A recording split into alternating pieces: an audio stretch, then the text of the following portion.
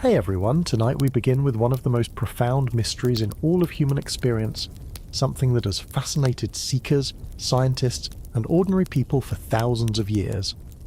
What happens when consciousness seems to separate from the physical body, when people report travelling beyond the boundaries of their flesh, and witnessing realities that challenge everything we think we know about the nature of mind and existence itself?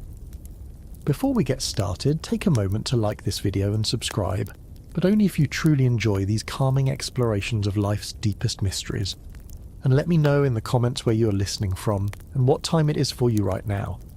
I love seeing our global circle of listeners from so many places and time zones, all united by the same questions about the nature of consciousness and what might lie beyond our physical existence.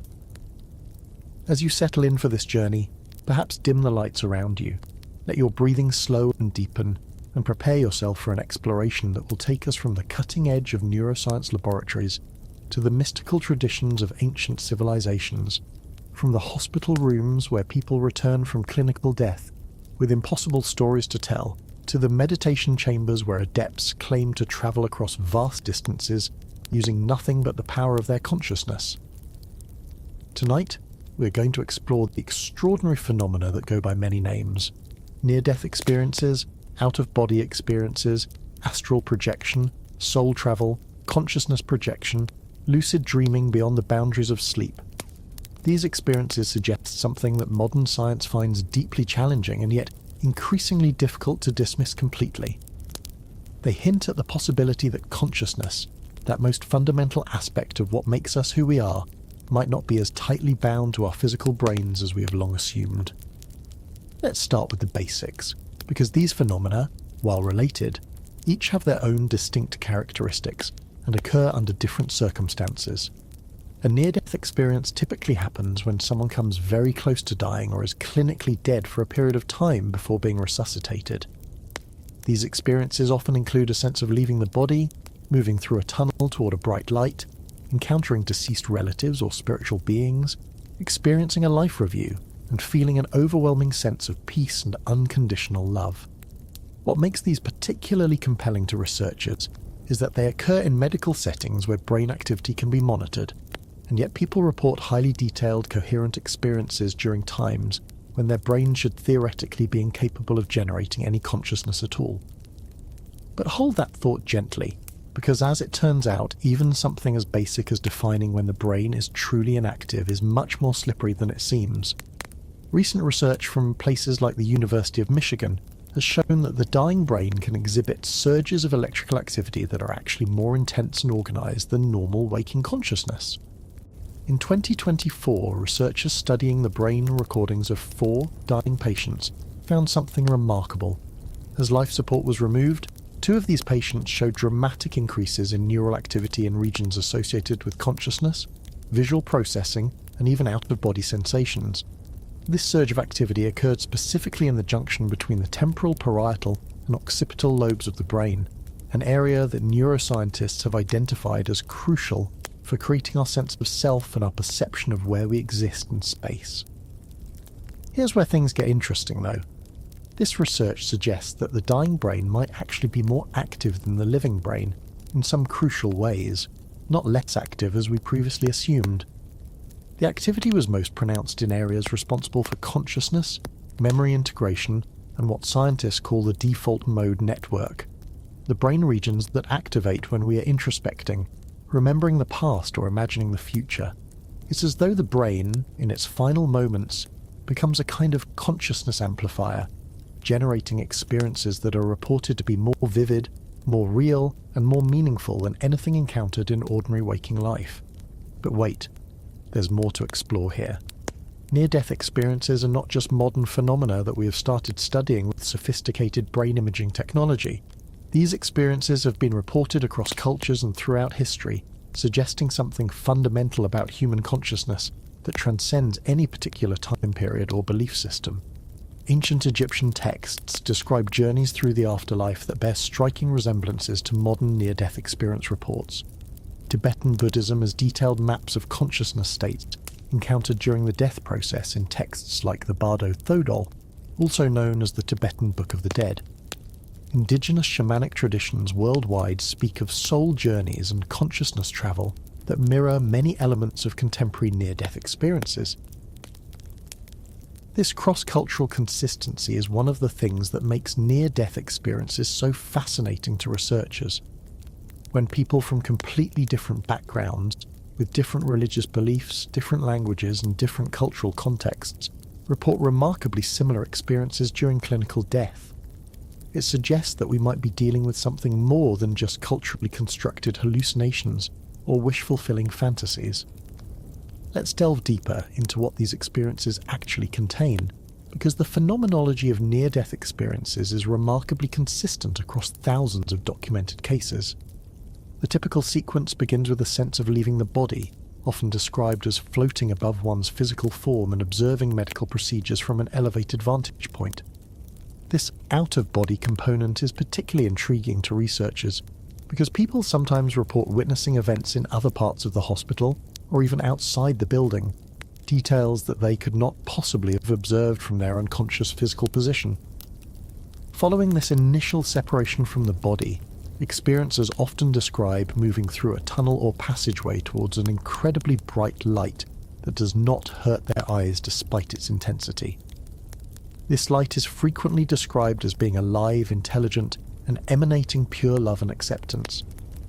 Many people report encountering deceased relatives, spiritual guides, or religious figures who communicate with them telepathically rather than through spoken words. These beings often review the person's life with them, not in a judgmental way, but with complete understanding and compassion. The life review is one of the most profound and transformative aspects of near-death experiences.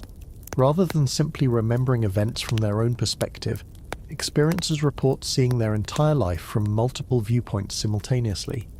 They experience not only their own thoughts and feelings during significant moments, but also the thoughts and feelings of everyone they interacted with throughout their life. This panoramic review of existence appears to happen outside of normal time, with people reporting that they experienced their entire life in what seemed like both an instant and an eternity. Meanwhile, many experiencers describe encountering realms or dimensions that are more beautiful and perfect than anything on Earth. These environments are often described as having colours that don't exist in our spectrum, music that touches the soul directly, and landscapes that embody archetypal beauty. The very fabric of these realms seems to be composed of love, consciousness, and light, with thoughts becoming immediately manifest as reality. Speaking of consciousness, there's something even more mysterious about the way awareness functions during these experiences. Experiencers consistently report that their consciousness during a near-death experience was not diminished or cloudy, as one might expect from a brain under extreme stress or damage. Instead, they describe their awareness as being clearer, more expansive, and more complete than it has ever been in ordinary life. Many say that their consciousness during the experience felt more real than their normal waking consciousness, as though they had been living in a kind of dream their entire life and finally woke up to ultimate reality. This enhanced consciousness often includes abilities that are impossible in normal physical existence. People report instantaneous knowledge about the nature of reality, the interconnectedness of all life, and the ultimate meaning and purpose of existence. They describe being able to communicate telepathically, to experience multiple realities simultaneously, and to understand complex spiritual and philosophical concepts that would normally require years of study to comprehend. But there's so much more to explore about this remarkable phenomenon. The after effects of near-death experiences are often as profound as the experiences themselves, and these lasting changes provide additional evidence that something genuinely transformative occurs during these episodes. Research by pioneers in the field like Dr. Bruce Grayson at the University of Virginia has documented consistent patterns of personality and worldview changes that persist for decades after the experience. People who have had near-death experiences typically report a complete loss of fear of death, even if they were previously terrified of dying. This change is not simply intellectual, but appears to be a deep, visceral knowing that consciousness continues beyond physical death. They often become more altruistic, more concerned with helping others, and less focused on material success or social status. Many describe a heightened sensitivity to beauty, music and art, as well as an increased capacity for love and compassion. Interestingly, these personality changes are so consistent that researchers have developed standardized scales to measure them. Studies involving hundreds of near-death experiences show statistically significant increases in measures of spirituality, empathy, and altruism, along with decreased materialism and competitiveness. These changes appear to be permanent rather than temporary, suggesting that the experience creates lasting alterations in how consciousness structures itself and relates to the world. It turns out that near-death experiences can also sometimes include verifiable elements that challenge our understanding of how consciousness relates to the physical brain. Dr. Pim van Lommel's prospective study in the Netherlands followed more than 300 cardiac arrest patients and found that some of them reported specific details about their resuscitation that they observed while clinically dead. These observations were later verified by medical staff who confirmed that the patients could not have obtained this information through normal sensory channels. One particularly striking case involved a patient who described seeing a distinctive denture being removed from his mouth during resuscitation and placed on a specific medical cart. When the patient regained consciousness days later, he identified the nurse who had removed the denture and accurately described the layout of the room and the specific procedures that had been performed while he was clinically dead. This type of veridical perception during cardiac arrest suggests that consciousness might be able to function independently of normal brain activity in ways that current neuroscience cannot easily explain. Let's take a closer look at what neuroscience can tell us about these phenomena, because the relationship between near-death experiences and brain function is far more complex than early skeptics assumed. For many years, critics dismissed near-death experiences as the random firing of dying neurons or the effects of oxygen deprivation on the brain. However, recent research has shown that these simple explanations cannot account for the complexity, coherence, and transformative power of these experiences. Dr. Eben Alexander, a neurosurgeon who had his own profound near-death experience during a week-long coma caused by bacterial meningitis, argues that his medical training actually helps him understand why these experiences cannot be explained by normal brain function. During his illness, the parts of his brain responsible for generating hallucinations and dreams were completely shut down by the infection, yet he experienced what he describes as the most real and meaningful experience of his life. His case is particularly compelling to researchers because the specific type of meningitis he had should have made any kind of coherent conscious experience impossible. Not because his brain was simply damaged, but because the infection specifically attacked the neocortex, the part of the brain responsible for all higher cognitive functions, including memory formation, sensory processing, and the generation of conscious experience. Medical monitoring showed that his brain was essentially non-functional for the duration of his most vivid near-death experiences, creating what he calls an especially pure case that is difficult to explain through conventional neuroscience. But wait, there's more complexity to consider here. Other neuroscientists point to the surge of brain activity that can occur during the dying process as a potential explanation for near-death experiences. Research led by Dr. Jimo Borjigin at the University of Michigan has shown that the brain can exhibit intense bursts of electrical activity during cardiac arrest, particularly in regions associated with consciousness and sensory processing. This activity includes increases in gamma waves, which are associated with heightened awareness and the binding of different sensory inputs into unified conscious experiences. However, even this research raises more questions than it answers. The patterns of brain activity observed during cardiac arrest are actually more organized and intense than those seen during normal waking consciousness or REM sleep. Rather than explaining away near-death experiences as simple brain malfunctions, this research suggests that the dying brain might be capable of generating states of consciousness that are actually superior to our normal waking awareness in terms of coherence, intensity, and information processing capacity. Meanwhile, research into the neural correlates of consciousness has revealed just how little we understand about how the brain generates subjective experience in the first place. The hard problem of consciousness, as philosopher David Chalmers calls it, remains one of the deepest mysteries in science. We can map brain activity with incredible precision, but we still have no scientific explanation for how electrical and chemical processes in neural tissue give rise to the felt experience of being a conscious subject within a mental life. This explanatory gap becomes even more pronounced when we consider near-death experiences. If we cannot explain how normal brain activity generates consciousness under optimal conditions, how can we confidently explain the rich, complex and transformative experiences that occur when the brain is severely compromised or apparently non-functional? The assumption that consciousness is entirely produced by the brain is exactly that, an assumption, and near-death experiences challenge this assumption in ways that are difficult to dismiss. Let's explore how these experiences relate to other altered states of consciousness, because near-death experiences exist on a spectrum of phenomena that may involve the apparent separation of consciousness from normal physical awareness. Out-of-body experiences, astral projection, and certain types of meditation can produce similar phenomenology without the person being close to death, suggesting that these might all be variations of the same underlying capacity of consciousness to transcend its normal boundaries. Out-of-body experiences can occur during meditation, sensory deprivation, extreme physical exertion, trauma, or even spontaneously during relaxed states.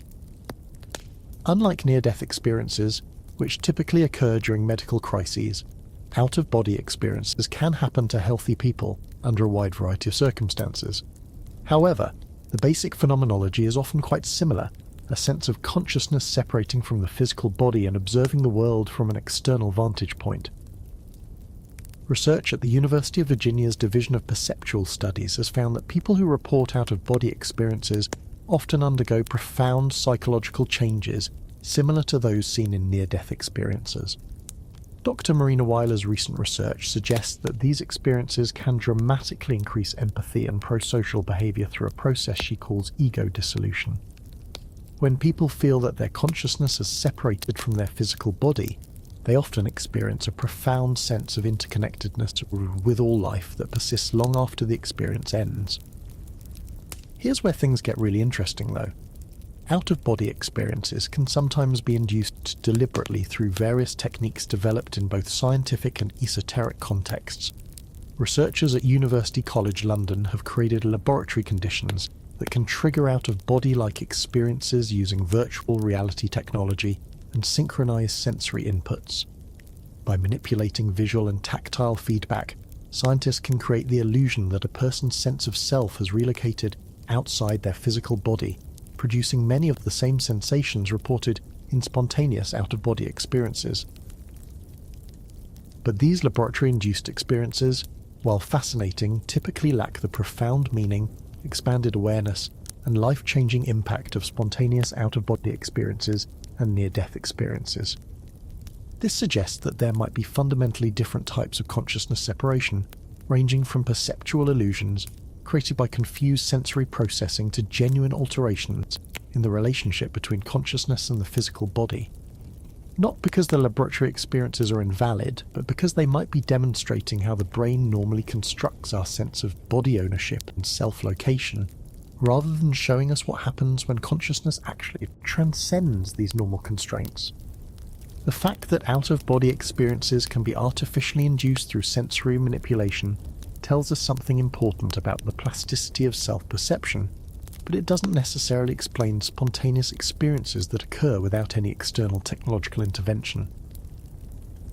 It turns out that some people report being able to induce out-of-body experiences at will through meditation, visualization, or other consciousness techniques. These voluntary out-of-body experiences are particularly interesting to researchers because they can be studied more systematically than spontaneous occurrences. Dr. Andrew Smith's research at the University of Ottawa examined a woman who claimed to be able to produce out-of-body experiences on command, something she had been doing since childhood. Using functional magnetic resonance imaging, researchers found that her brain showed unique patterns of activity during these self-induced experiences. Rather than simply shutting down or becoming less active, her brain exhibited increased activity in areas associated with movement, spatial processing, and self-awareness. Particularly intriguing was increased activity in the cerebellum, which is involved in coordination and the sense of body position, and in regions of the temporal parietal junction that are known to be important for distinguishing self from other, and for constructing our sense of where we exist in space. The temporal parietal junction deserves special attention in our exploration, because this brain region appears to be crucial for many of the phenomena we're discussing. This area integrates information from multiple senses to create our unified sense of self in space, and damage to this region can produce experiences very similar to spontaneous out-of-body experiences. When neuroscientists stimulate this area electrically, patients sometimes report feeling as though they are floating outside their body or observing themselves from an external perspective. Speaking of which, there's something particularly fascinating about the role of the temporal parietal junction in social cognition and empathy. This brain region is not only involved in self-awareness and spatial processing, but also in understanding the mental states of others and in feeling compassion and emotional connection. The fact that out-of-body experiences, which often involve activity in this region, also tend to increase empathy and altruistic behaviour suggests deep connections between self-transcendence, spatial awareness, and social consciousness. Let's turn our attention to the esoteric traditions that have been exploring these phenomena for thousands of years. Because while modern science is just beginning to study consciousness separation, mystical and magical traditions worldwide have developed sophisticated maps of these experiences and techniques for exploring them safely and effectively. These wisdom traditions offer perspectives that can complement and enrich our scientific understanding, even if they use different languages and conceptual frameworks. Astral projection, as it is known in Western esoteric traditions, is described as the deliberate separation of consciousness from the physical body for the purpose of exploration and learning. Unlike spontaneous out-of-body experiences or near-death experiences, astral projection is typically practiced as a skill that can be developed through training, meditation, and specific techniques. Practitioners report being able to travel to distant locations, explore non-physical dimensions, and gain knowledge that would be impossible to obtain through normal sensory channels. The concept of astral projection draws from ancient Egyptian, Greek, and Hindu teachings about the subtle bodies that interpenetrate and extend beyond our physical form. According to these traditions, human beings possess multiple bodies or energy sheaths, each vibrating at different frequencies and capable of different types of experience. The physical body is seen as the densest and most limited of these forms, while the astral body is understood to be more fluid, responsive to thought, and capable of travelling beyond the constraints of space and time. In the Hindu tradition, these subtle bodies are called koshas, or sheaths, and they include the physical body, annamaya kosha, the energy body, pranamaya kosha, the mental body, manomaya kosha, the wisdom body, vijnanamaya kosha, and the bliss body, anandamaya kosha. Consciousness is understood to be able to function through any of these vehicles, and advanced practitioners learn to shift their awareness deliberately between different levels of embodiment. Theosophy, the 19th century spiritual movement founded by Helena Blavatsky, popularized many of these concepts in the Western world and developed detailed descriptions of astral projection and the astral planes. According to theosophical teaching, the astral plane is a dimension of existence that interpenetrates the physical world but operates according to different laws. On the astral plane, thought becomes immediately creative, time and space are malleable, and consciousness can take on any form it imagines. Meanwhile, Tibetan Buddhism offers perhaps the most sophisticated map of consciousness states and out-of-body experiences in its teachings about dream yoga and the bardo states. The Tibetan tradition describes multiple types of consciousness separation, including experiences that occur during sleep, meditation, and the death process. Advanced practitioners learn to maintain awareness during dreams, to project consciousness to distant locations, and to navigate the transitional states between life and death with full awareness and intention. But there's so much more depth to explore in these traditional teachings. The practice of dream yoga, for example, involves learning to become lucid during dreams and then using the dream state as a training ground for consciousness projection. Practitioners report that mastering awareness during dreams makes it easier to maintain consciousness during out-of-body experiences and ultimately prepares them for navigating the death process itself with clarity and purpose. The techniques for developing these abilities typically involve extensive meditation training, visualization practices, and methods for refining attention and awareness. Many traditions emphasize the importance of ethical preparation and spiritual purification, before attempting consciousness projection, as these experiences are understood to reveal and amplify whatever qualities are present in the practitioner's mind and heart. Let's take a closer look at the relationship between these esoteric practices and the findings of contemporary consciousness research, because there are some remarkable convergences between ancient wisdom and modern science that suggest both approaches might be pointing toward the same underlying realities. The meditation practices that are said to facilitate out-of-body experiences, for example, often involve techniques that neuroscience has shown to alter brain activity in the temporal parietal junction and other regions associated with self-awareness and spatial processing. Advanced meditators who have practiced for decades show structural and functional changes in their brains that mirror some of the patterns seen during spontaneous out-of-body experiences. Long-term meditation practice increases the thickness of areas involved in attention and sensory processing, while decreasing activity in the default mode network, the brain regions associated with self-referential thinking and the sense of being a separate self. This suggests that contemplative practices might be gradually dissolving the neural patterns that normally confine consciousness to the boundaries of the physical body. Research on psychedelic substances provides another bridge between traditional and scientific approaches to consciousness exploration. Substances like DMT, psilocybin, and LSD can produce experiences that are remarkably similar to near-death experiences and out-of-body experiences, including the sense of consciousness separating from the body, encounters with non-physical beings, and profound insights into the nature of reality. Some researchers suggest that these substances might be triggering the same neural mechanisms that are activated during spontaneous mystical experiences. Dr. Rick Strassman's research with DMT, often called the spirit molecule, found that many participants reported classic out-of-body and near-death-like experiences during their psychedelic journeys. These included moving through tunnels of light, encountering intelligent beings, visiting alien landscapes, and returning with profound insights about consciousness and reality. The similarity between these chemically induced experiences and spontaneous mystical states suggests that there might be common neural pathways and consciousness mechanisms underlying all of these phenomena. Not because psychedelic experiences prove that near-death experiences are just hallucinations, but because they might be revealing natural capacities of consciousness that are normally suppressed by the filtering mechanisms of the ordinary brain.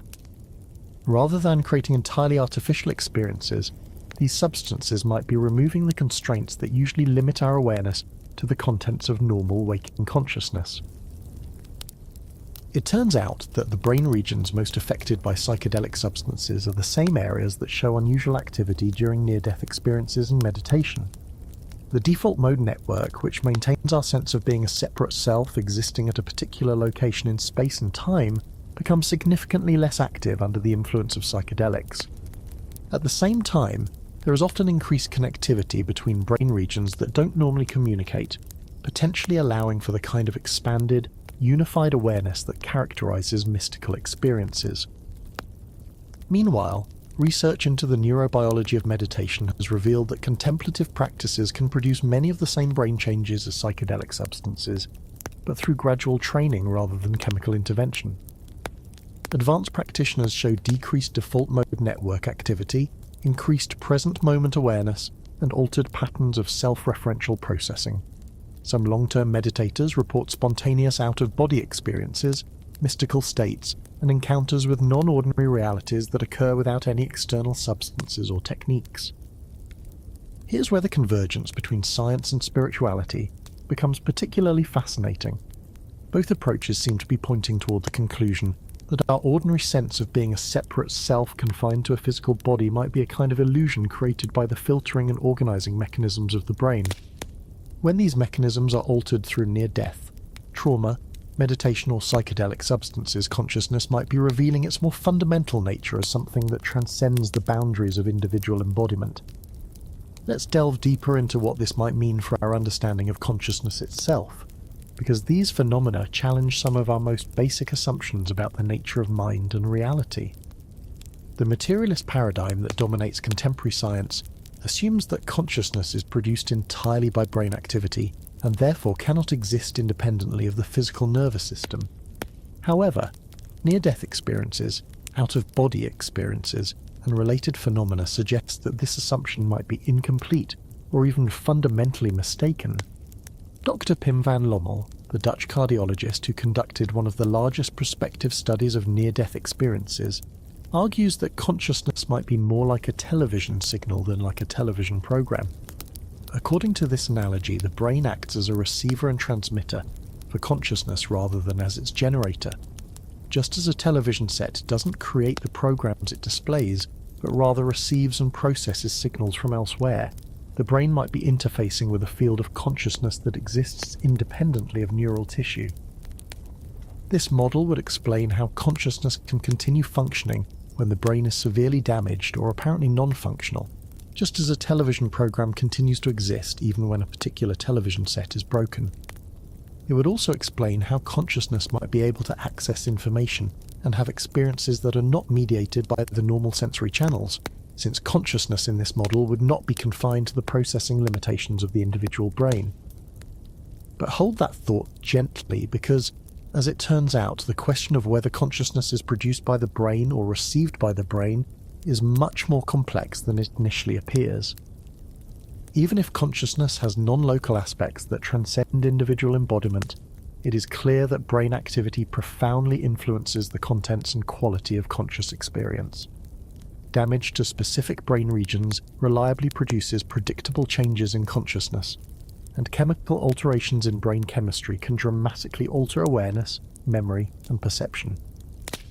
The relationship between consciousness and the brain might be more like a partnership than a simple generation or reception model. Perhaps consciousness has both local and non-local aspects, with the brain serving as both a generator of certain types of conscious content and as an interface that allows individual consciousness to connect with larger fields of awareness and information.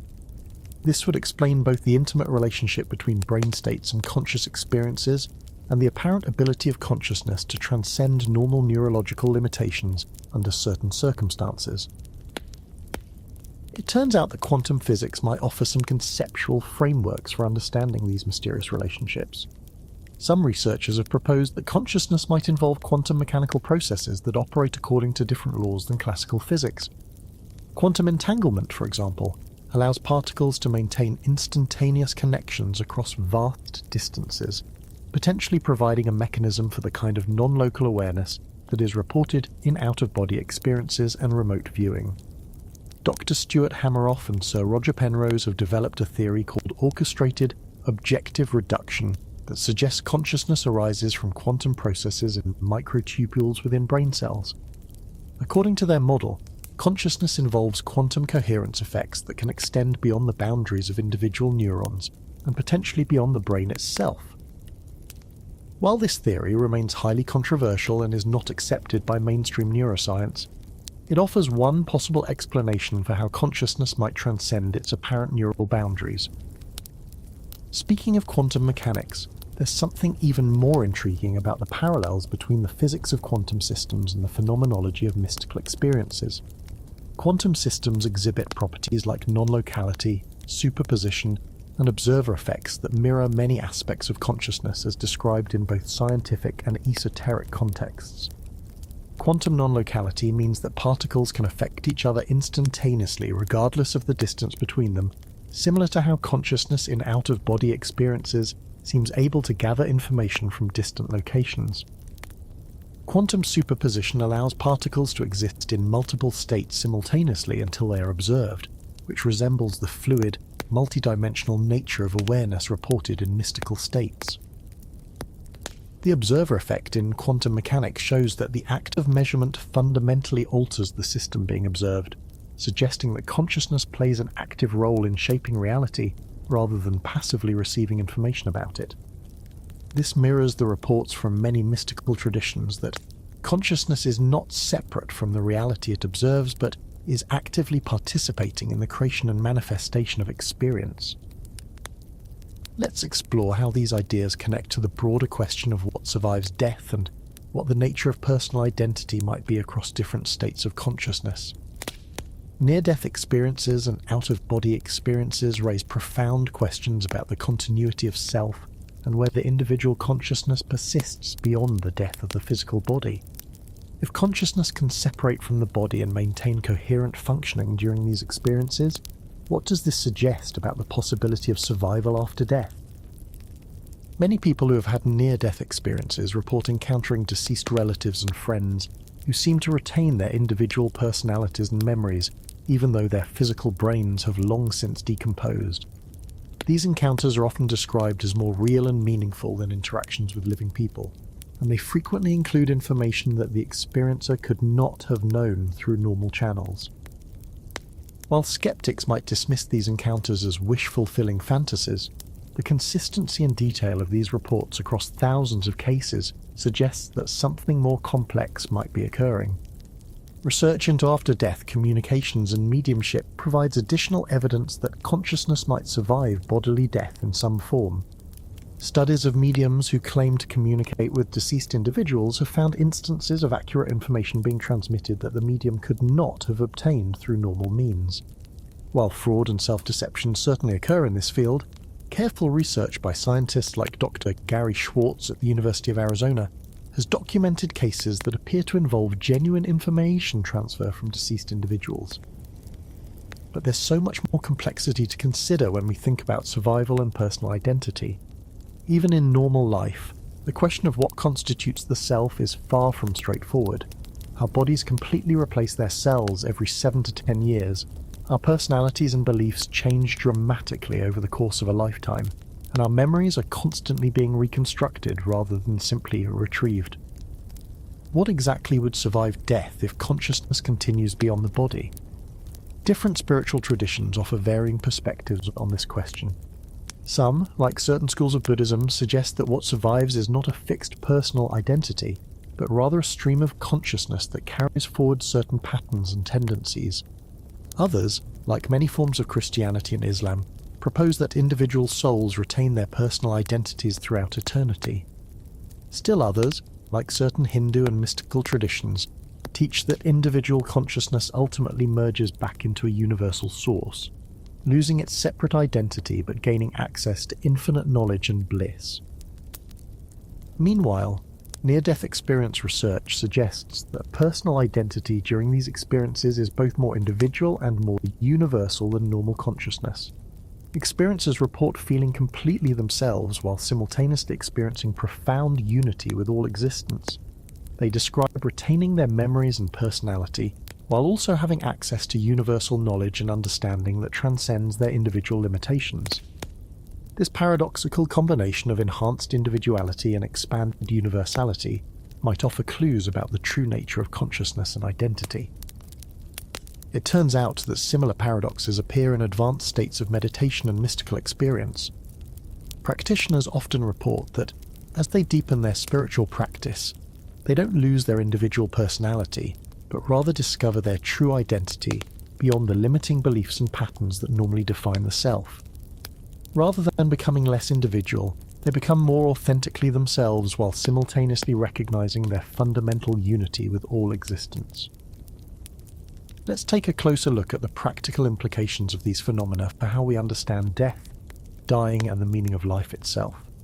If consciousness can indeed function independently of the physical brain and survive bodily death, this has profound implications for how we approach end-of-life care, grief and bereavement, and our fundamental priorities and values in life. Hospice workers and medical professionals who work with dying patients often report observing phenomena that suggest consciousness persists as the body fails. Patients frequently describe visits from deceased relatives in the days or hours before their death, often becoming more alert and communicative when these encounters occur. Some report seeing beautiful landscapes or beings of light waiting to guide them on their journey. Others speak of sensing the presence of loved ones who died years earlier, often describing these encounters with wonder and relief rather than fear. Dr. Elizabeth Kubler-Ross, the pioneering physician who transformed our understanding of death and dying, documented thousands of cases of deathbed visions and near-death experiences throughout her career. She became convinced that consciousness continues beyond physical death, and that the dying process is a transition rather than an ending. Her work helped shift medical care from seeing death as a failure to be fought at all costs toward recognizing dying as a natural process that can be approached with dignity, comfort, and spiritual support. Here's where the research on near-death experiences becomes particularly important for medical ethics and end-of-life care. If consciousness can continue functioning during cardiac arrest and clinical death, this raises questions about when death actually occurs and how long resuscitation efforts should continue.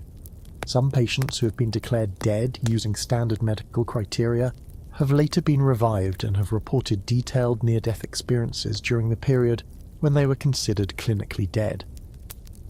But there's also a more personal dimension to consider. For many people, learning about near-death experiences and related phenomena provides comfort and hope when facing their own mortality or grieving the loss of loved ones. The consistent reports of continued existence, reunion with deceased relatives, and the profound peace and love experienced during these episodes offer a perspective on death that is far more hopeful than the materialist view that consciousness simply ends when the brain stops functioning. Not because we should abandon critical thinking or accept every claim about survival without evidence, but because the scientific study of these phenomena is revealing possibilities that were previously dismissed as mere wishful thinking.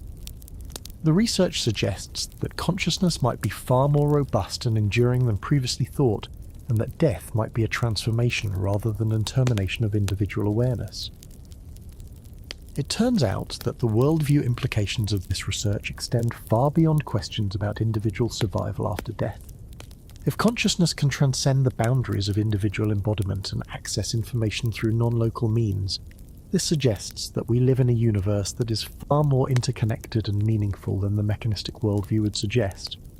Rather than being isolated biological machines struggling for survival in an indifferent cosmos, we might be expressions of a deeper intelligence that underlies and connects all phenomena. Speaking of interconnectedness, there's something profound about how out-of-body experiences and near-death experiences often generate increased empathy and concern for others. Many experiencers report that during their out-of-body state they became aware of the interconnected nature of all life and experienced a profound sense of compassion for all beings. This expanded awareness often persists after the experience ends, leading to lasting changes in how people relate to others and understand their place in the larger web of existence. Dr. Marina Weiler's research at the University of Virginia has found that out-of-body experiences can dramatically increase empathy through a process called ego dissolution. When the normal boundaries of the self are dissolved, people often experience a profound sense of unity with others that translates into increased compassionate behavior in their daily lives. This suggests that the sense of separation between self and other that normally characterizes human consciousness might be a kind of illusion that can be transcended through these extraordinary states of awareness. Let's delve deeper into the mechanisms through which these experiences might actually occur, because understanding how consciousness might separate from the body requires us to examine some of the most fundamental questions about the nature of mind, brain, and reality itself. The temporal parietal junction, which we mentioned earlier, appears to be crucial not just for spatial awareness and self-location, but also for the integration of sensory information into a coherent sense of embodied self. When this brain region is disrupted through electrical stimulation, neurological damage, or altered states of consciousness, people often report experiences that are remarkably similar to spontaneous out-of-body experiences. The disruption seems to interfere with the brain's normal process of binding together visual, tactile, and proprioceptive information to create the unified experience of being located inside a physical body. When this binding process breaks down, consciousness can feel as though it has separated from its normal physical anchor. But here's where things become really intriguing. Research has shown that the temporal parietal junction is not just involved in basic spatial processing, but also plays a crucial role in theory of mind, the ability to understand that other people have thoughts, feelings, and perspectives that are different from our own. This same brain region is active when we engage in moral reasoning, feel empathy for others, and experience spiritual or transcendent states. The fact that disruption of this area can produce both out-of-body experiences and enhanced spiritual awareness suggests deep connections between self-transcendence, spatial consciousness, and moral development. Meanwhile, studies of meditation and contemplative practice have revealed that long-term spiritual training can produce structural changes in the temporal parietal junction and related brain networks. Advanced meditators show increased grey matter density in areas associated with attention and emotional regulation, while showing decreased activity in the default mode network regions that maintain our sense of being a separate self. These changes appear to correlate with reports of spontaneous mystical experiences, out-of-body states, and expanded awareness that transcends normal ego boundaries. It turns out that the relationship between consciousness and space might be far more complex than our ordinary experience suggests. In normal waking consciousness, we experience ourselves as being located at a specific point in space, behind our eyes and between our ears, looking out at a world that exists separate from ourselves. However, this experience of spatial location might be a construction of the brain rather than a fundamental feature of consciousness itself. Research into conditions like hemispatial neglect, where damage to the right hemisphere causes patients to ignore the left side of space, reveals just how actively the brain constructs our spatial experience. Patients with this condition don't simply fail to see things on their left side, they literally cannot conceive of left side space as existing. This suggests that our normal experience of existing in three-dimensional space is not a passive reception of spatial information, but an active construction that can be altered when the underlying neural mechanisms are disrupted. Let's explore how this relates to the different types of spaces that are described in esoteric traditions, because many mystical systems describe multiple dimensions or planes of existence that operate according to different spatial and temporal laws than our ordinary physical reality. The astral plane, for example, is often described as a dimension where thought becomes immediately creative, where distance can be traversed instantaneously through intention, and where the normal laws of physics do not apply. These descriptions might not be mere fantasy, but could represent genuine alternative modes of spatial experience that become accessible when consciousness is freed from its normal neural constraints. Just as damage to the temporal parietal junction can alter our sense of spatial location within physical reality, certain altered states might allow consciousness to access spatial dimensions that are normally filtered out by the brain's perceptual mechanisms. In Hindu and Buddhist cosmology, these different spatial dimensions are understood to interpenetrate each other, with consciousness able to function simultaneously on multiple levels depending on its degree of development and the circumstances that trigger expanded awareness. The physical plane is seen as the densest and most limited of these dimensions, while higher planes are characterized by increased fluidity, responsiveness to consciousness, and freedom from the constraints of linear time and three-dimensional space. But hold that thought gently because, as it turns out, even our understanding of physical space and time has been revolutionized by modern physics in ways that make these esoteric descriptions seem less fantastic than they once did. Einstein's theories of relativity showed that space and time are not fixed background features of reality, but are relative to the observer and can be distorted by gravity and motion. Quantum mechanics has revealed that particles can exist in multiple locations simultaneously and can affect each other instantaneously across vast distances. These discoveries in physics suggest that reality is far more flexible and consciousness dependent than classical science assumed. If physical space and time can be warped and transcended at the level of fundamental particles, it becomes more plausible that consciousness might be able to access non-local information and experience alternative spatial dimensions under certain circumstances. Speaking of quantum mechanics, there's something particularly intriguing about the role of observation and measurement in quantum systems that parallels many aspects of consciousness research. In quantum mechanics, the act of observation appears to collapse the wave function and determine which of many possible states becomes actual. This suggests that consciousness plays an active role in shaping reality, rather than simply observing it passively. Many people who have out-of-body experiences report that their consciousness seems to influence the environments they encounter in ways that are impossible in ordinary physical reality. Thoughts become immediately manifest as experiences, intentions can transport consciousness across vast distances, and the very act of observing seems to participate in creating what is observed.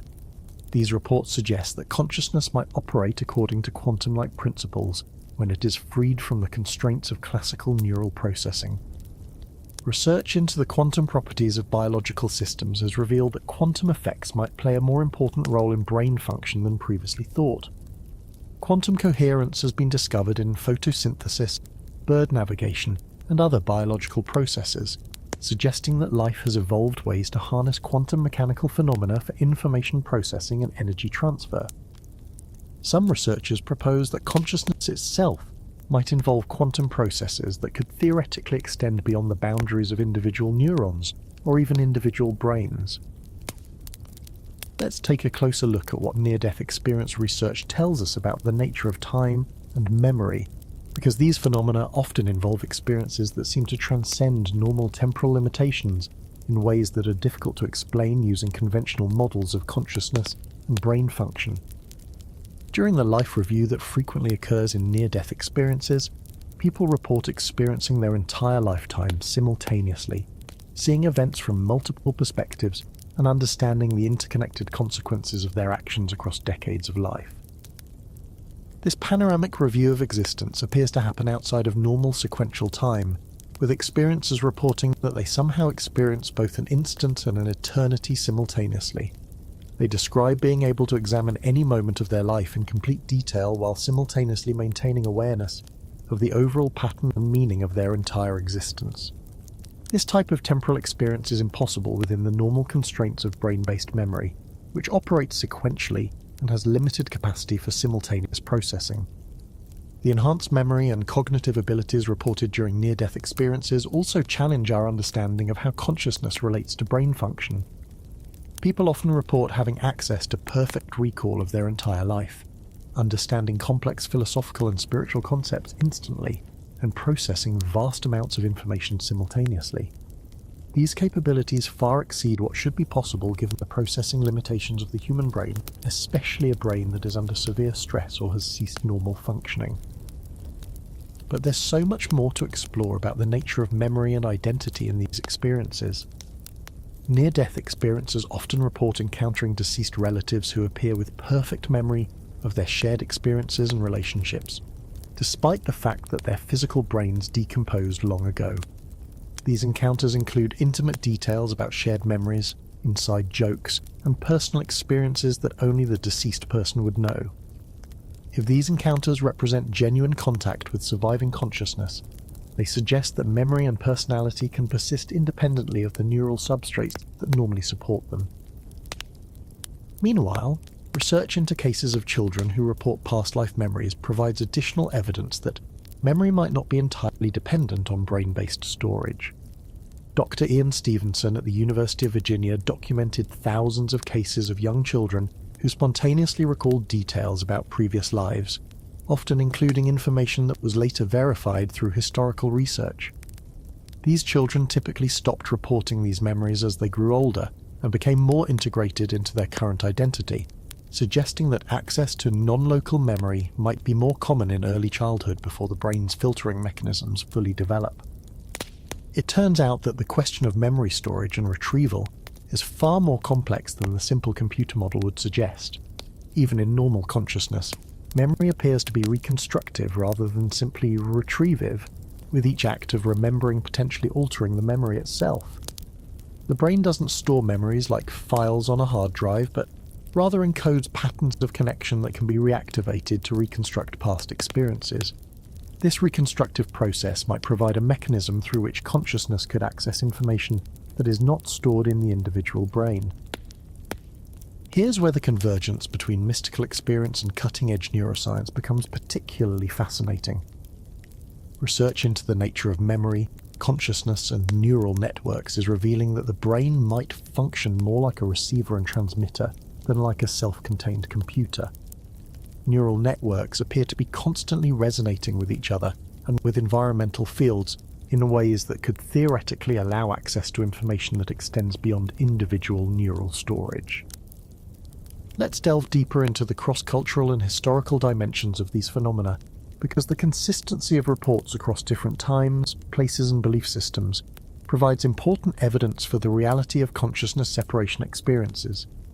Ancient Egyptian texts like the Book of the Dead describe journeys through the afterlife that include many elements familiar from modern near-death experience accounts, including passage through tunnels, encounters with beings of light, judgment scenes, and reunion with deceased relatives. The Tibetan bardo Thodol, compiled in the 8th century CE, provides detailed maps of the consciousness states encountered during death and dying that closely parallel contemporary near-death experience research. The text describes the clear light of death, the life review process, encounters with peaceful and wrathful deities, and the ultimate choice between liberation and rebirth. These descriptions were developed through centuries of contemplative investigation into the death process and suggest that the phenomena being documented by modern researchers have been known and studied for thousands of years. Greek and Roman accounts of soul journeys, including Plato's myth of and Plutarch's accounts of out-of-body experiences, describe similar patterns of consciousness separation, travel to otherworldly realms, and return with transformative knowledge. These ancient accounts include details about moving through darkness toward light, encountering divine beings, witnessing cosmic scenes, and receiving teachings about the nature of reality and moral responsibility. Indigenous shamanic traditions worldwide describe practices for deliberately inducing consciousness separation and traveling to other dimensions to gather healing knowledge, communicate with spirit guides, and explore the larger cosmology of existence. These traditions have developed sophisticated techniques for safely navigating altered states and have created detailed maps of the non-ordinary realities that become accessible when consciousness transcends its normal boundaries. But there's something particularly striking about the consistency of these reports across cultures that had no contact with each other and developed their understanding independently. The basic phenomenology of consciousness separation, travel to otherworldly realms, encounters with non-physical beings, and return with enhanced knowledge appears in traditions from every continent and time period. This suggests that we might be dealing with universal features of human consciousness, rather than culturally specific beliefs or practices. Speaking of cultural influences, modern research has found that while the basic structure of near-death experiences remains consistent across cultures, the specific imagery and interpretation of these experiences is often influenced by cultural and religious background. Christians might encounter Jesus or angels, Hindus might meet Krishna or other deities, and secular individuals might experience beings of light without specific religious identification. However, the underlying patterns of consciousness expansion, moral insight, and spiritual transformation appear to be universal. Meanwhile, research into the effects of cultural expectation on mystical experiences has revealed that while cultural conditioning influences the surface content of these experiences, it does not appear to create the experiences themselves. Studies of near-death experiences in cultures that have no prior beliefs about such phenomena still find the same basic patterns of out-of-body awareness, life review, encounters with deceased relatives, and spiritual transformation. Let's explore what these phenomena might tell us about the ultimate nature of reality itself. Because consciousness separation experiences often include profound insights into the fundamental structure of existence that challenge many of our basic assumptions about the nature of self, world, and the relationship between them. Many experiencers report that during their out-of-body or near-death state, they gain direct understanding of the interconnected nature of all existence, the illusory nature of separateness, and the underlying unity that connects all phenomena. These insights often include recognition that consciousness is the fundamental fabric of reality, rather than an emergent property of complex matter. From this perspective, the physical universe is understood to be a manifestation or projection of consciousness, rather than consciousness being a product of material processes. This represents a complete inversion of the materialist worldview and suggests that idealist philosophies might be closer to the truth about the nature of existence. During these experiences, people often report understanding that time and space are constructions of limited consciousness, rather than fundamental features of reality. They describe experiencing past, present, and future as simultaneously accessible, and understanding that linear time is a limitation of embodied awareness rather than an absolute feature of existence. Similarly, they often report that space becomes fluid and responsive to consciousness, with distances collapsing and multiple locations becoming simultaneously accessible. The moral and ethical insights gained during these experiences also tend to be remarkably consistent across different individuals and cultures. Experiencers typically report understanding that love and compassion are fundamental forces in the universe, that all beings are ultimately connected at the deepest level, and that the purpose of existence involves learning, growth, and service to others. These insights often lead to permanent changes in values and priorities, with people becoming less concerned with material success and more focused on relationships, spiritual development, and contributing to the welfare of others.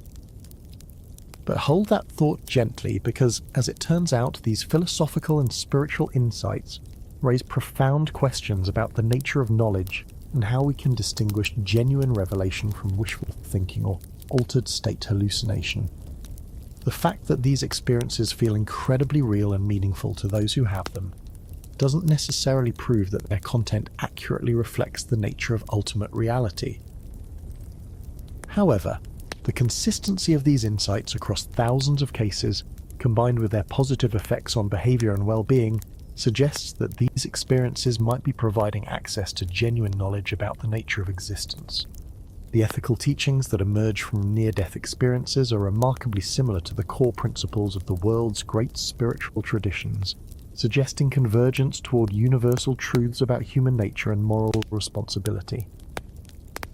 It turns out that the question of how to evaluate mystical and altered state experiences is one of the most challenging problems in consciousness research.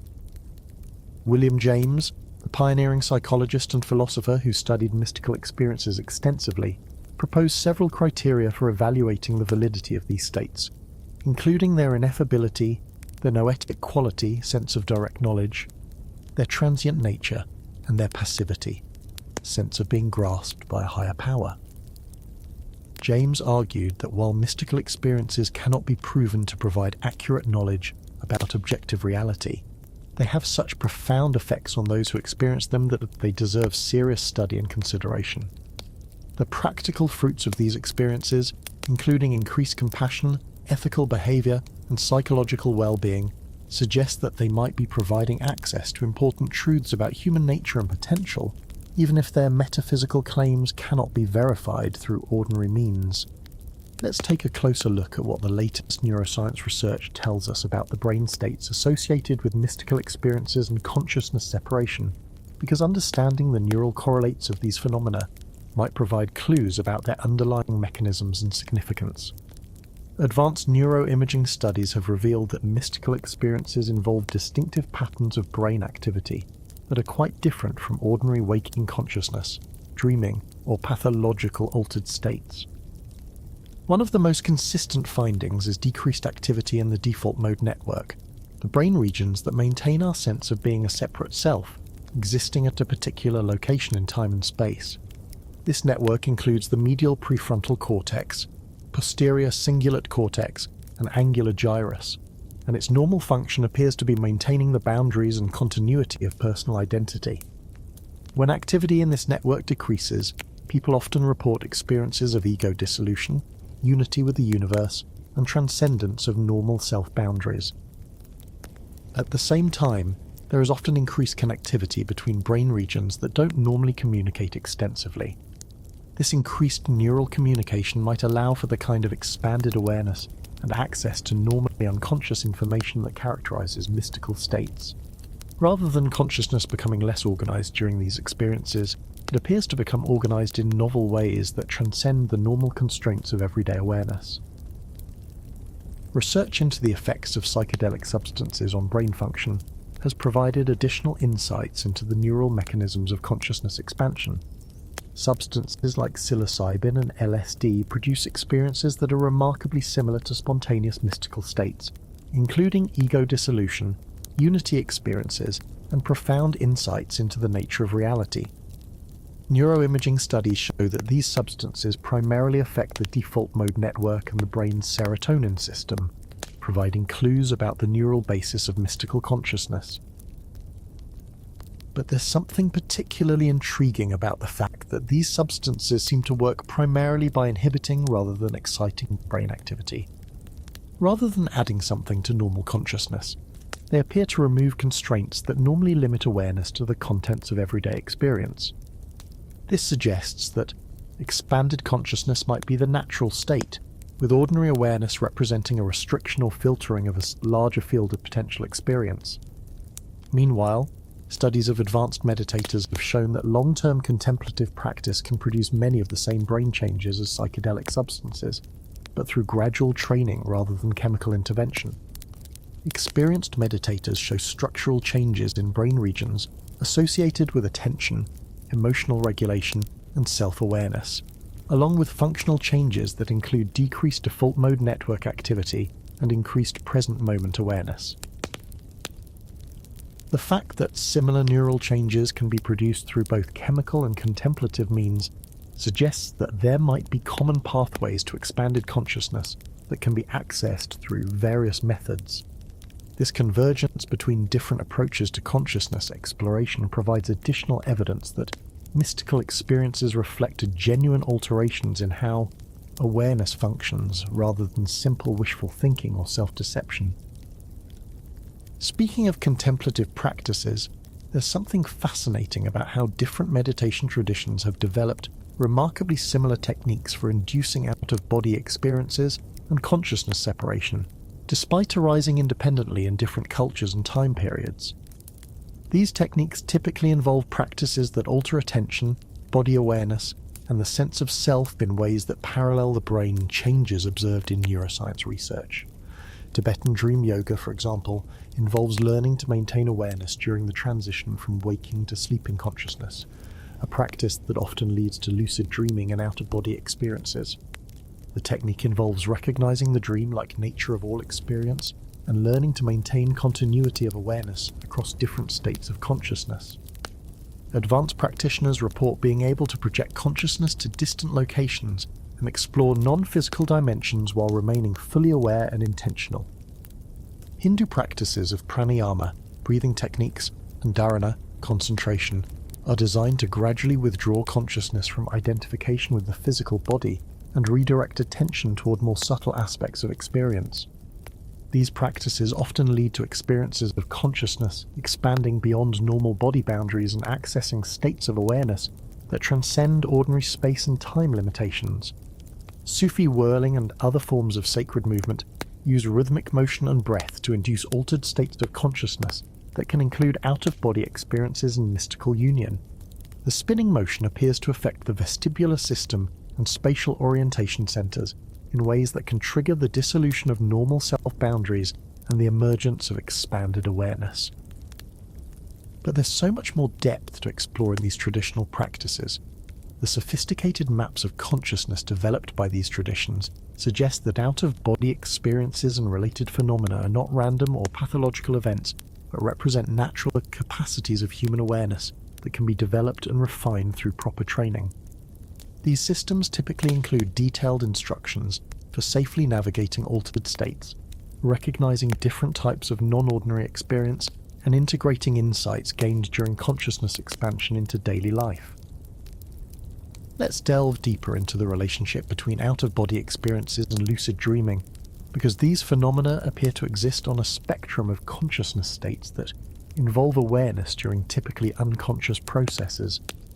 Lucid dreaming occurs when someone becomes aware that they are dreaming while remaining in the dream state, allowing for conscious exploration and control of the dream environment. Out-of-body experiences can sometimes emerge from lucid dreams when the dreamer realizes that their consciousness feels separate from their dream body. Research has found strong correlations between the frequency of lucid dreams and out-of-body experiences, with people who have more of one type of experience tending to have more of the other as well. Both phenomena involve enhanced self-awareness during altered states of consciousness, and both can lead to experiences that feel more real and meaningful than ordinary dreams or waking life. This suggests that they might involve similar neural mechanisms and consciousness capacitors. Dr. Susan Blackmore's research has explored the relationship between these different types of altered state experiences and has found that people who are prone to one type of extraordinary experience tend to be prone to others as well. This includes not only lucid dreams and out-of-body experiences, but also mystical experiences, psychic phenomena, and spontaneous altered states. Rather than being completely separate phenomena, these might all reflect variations in how consciousness can function when freed from its normal constraints. Studies using electroencephalography (EEG) to monitor brain activity during lucid dreams have found patterns that are distinct from both normal dreaming and ordinary waking consciousness. Lucid dreams often involve increased activity in the prefrontal cortex, the brain region responsible for self-awareness and executive control, combined with the continued activation of brain areas involved in visual imagery and emotional processing. This creates a unique state where higher-order awareness is maintained, while consciousness continues to operate in the fluid, symbolic mode characteristic of dreams. It turns out that the techniques for inducing lucid dreams are remarkably similar to those used for triggering out-of-body experiences in esoteric traditions. Both involve practices that enhance self-awareness, improve attention and concentration, and develop the ability to maintain continuity of consciousness across different states. Many experienced lucid dreamers report that their practice naturally evolves toward more profound forms of consciousness exploration, including out-of-body experiences and mystical states. Meanwhile, research into sleep paralysis has revealed another connection between these phenomena. Sleep paralysis occurs when consciousness awakens, while the body remains in the paralyzed state that normally accompanies REM sleep. This creates a natural dissociation between awareness and physical sensation that can lead to out-of-body experiences, encounters with apparent non-physical beings, and other extraordinary phenomena. Rather than being a pathological condition, sleep paralysis might represent a window into the natural flexibility of consciousness and its relationship to embodiment. Here's where the relationship between different altered states becomes particularly intriguing. Many researchers now believe that lucid dreaming, out-of-body experiences, near-death experiences, and mystical states all involve similar neural mechanisms and might represent different points on a spectrum of consciousness expansion. Rather than being completely separate phenomena, they might all reflect the natural capacity of awareness to transcend its normal boundaries and access broader fields of experience and information. Let's explore what these phenomena might tell us about the nature of healing and personal transformation, because out-of-body experiences and near-death experiences often have profound therapeutic effects that persist long after the experience itself ends. People who have these experiences frequently report spontaneous healing of psychological trauma, release from addictive patterns, resolution of existential anxiety, and development of enhanced creativity and intuitive abilities. The healing effects appear to occur through several mechanisms.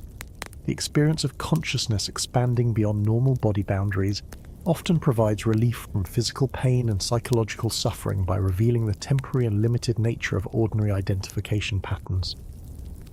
When people experience themselves as pure awareness that is not confined to their physical condition or personal history, they often gain perspective on their problems that allows for genuine healing and transformation.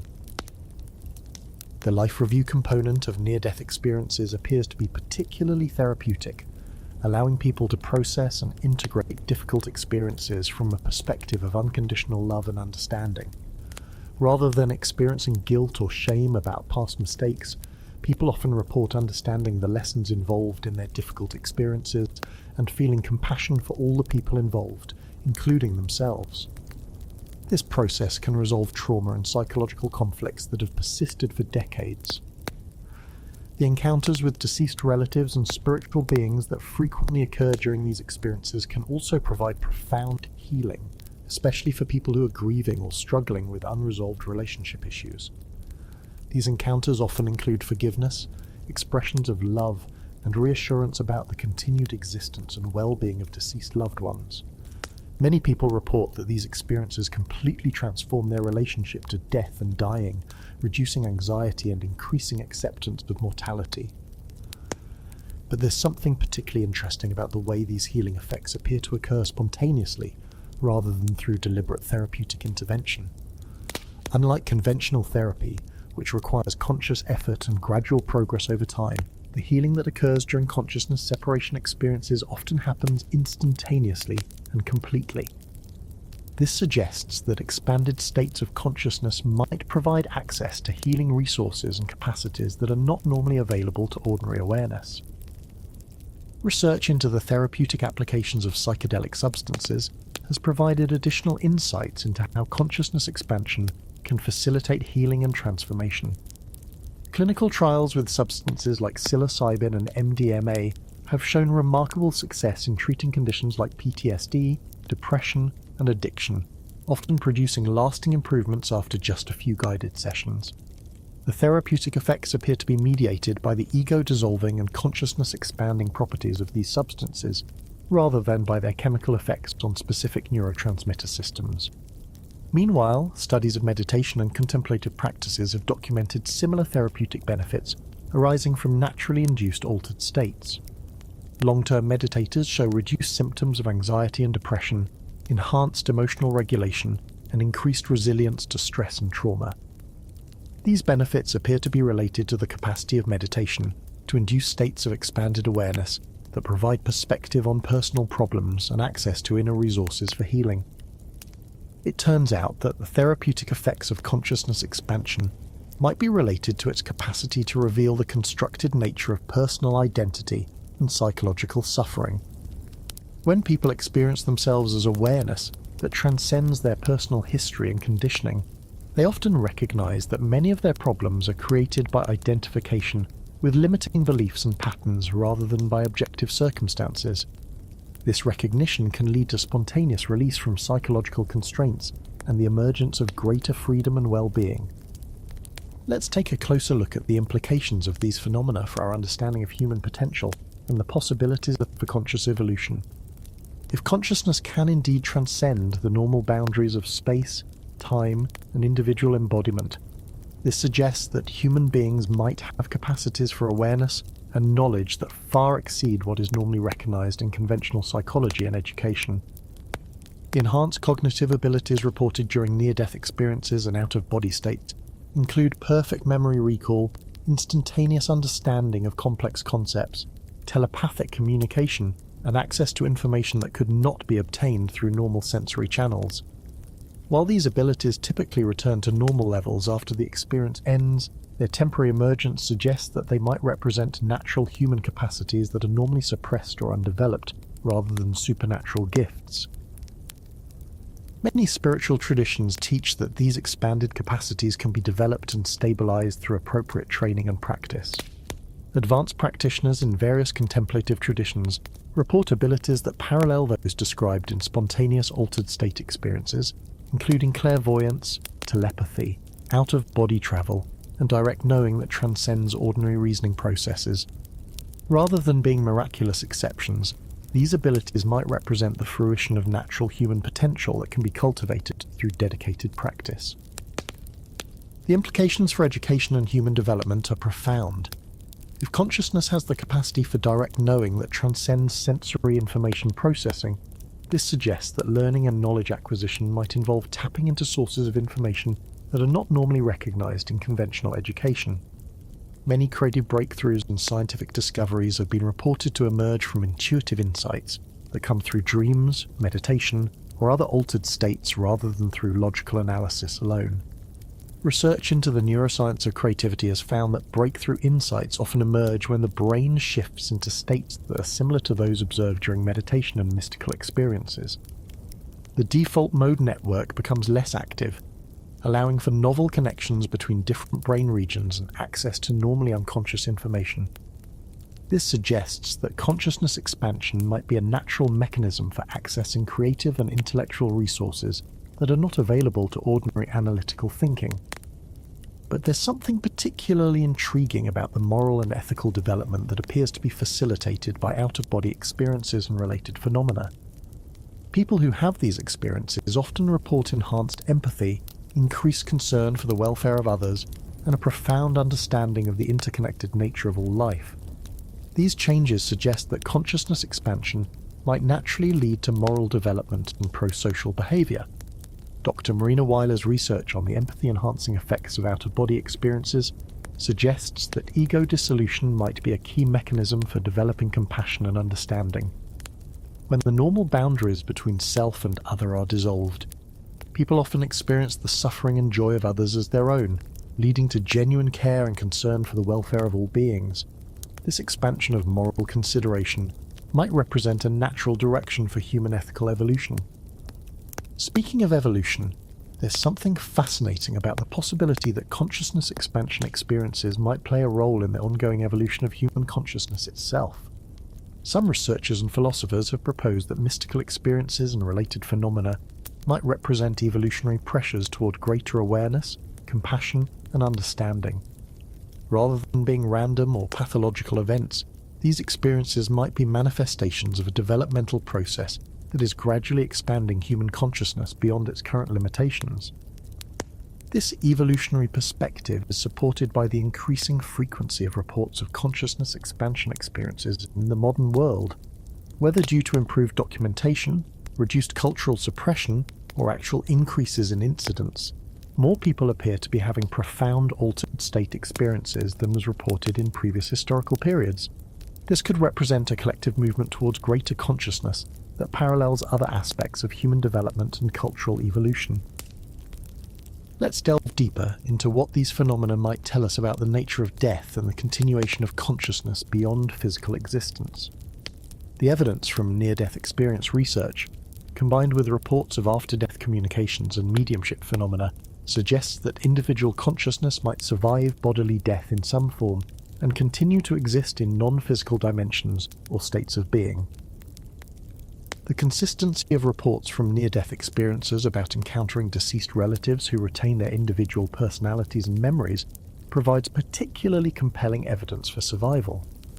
These encounters often include specific details about shared experiences and personal characteristics that the experiencer could not have fabricated, suggesting genuine contact with surviving consciousness rather than wishful thinking or constructed fantasy.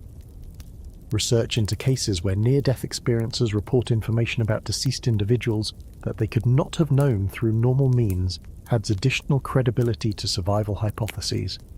Dr. Jeffrey Long's analysis of thousands of near-death experience accounts has documented numerous cases where people returned from clinical death with accurate information about deceased relatives they had never met or knew very little about, information that was later verified through family records or other historical sources. The detailed descriptions of afterlife environments and processes provided by near-death experiencers also show remarkable consistency across different cases and cultures. People often describe structured realms or dimensions where consciousness continues to exist, learn, and develop after physical death. These environments are typically described as being more real and beautiful than physical reality, with consciousness retaining individual identity while also having access to expanded awareness and knowledge. But hold that thought gently, because as it turns out, the question of what exactly survives death and in what form is much more complex than simple continuation of ordinary personality and memory. Near-death experiencers often report that their consciousness during the experience was both more individual and more universal than their ordinary sense of self. They describe feeling completely themselves while simultaneously experiencing unity with all existence and access to universal knowledge and understanding. This paradoxical combination of enhanced individuality and expanded universality might provide clues about the true nature of consciousness and identity. Rather than being fixed entities that either survive or perish completely, individual consciousness might be more like patterns or frequencies within a larger field of awareness that can maintain their unique characteristics while also participating in broader networks of connection and information. The implications of this perspective for how we understand personal identity and the meaning of life are profound. If consciousness is fundamentally interconnected, and survival involves maintaining individual patterns within larger fields of awareness, then our actions and development during physical life might have consequences that extend far beyond our individual existence. The ethical insights that emerge from near-death experiences, emphasizing love, compassion, and service to others, make perfect sense from this perspective. Meanwhile, research into reincarnation memories in children provides additional evidence for consciousness continuity that operates according to complex patterns of identity, preservation, and transformation. Dr. Ian Stevenson's documentation of cases where young children spontaneously recall details about previous lives suggests that individual consciousness might persist across multiple physical embodiments while also undergoing development and change. These cases often include birthmarks or physical anomalies that correspond to injuries from the remembered previous life, suggesting that consciousness might carry forward not only psychological patterns but also somatic information.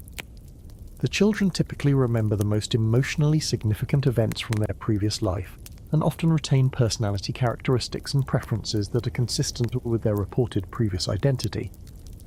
It turns out that the traditional understanding of reincarnation in Eastern religions involves much more complexity than simple transmigration of a fixed soul from one body to another.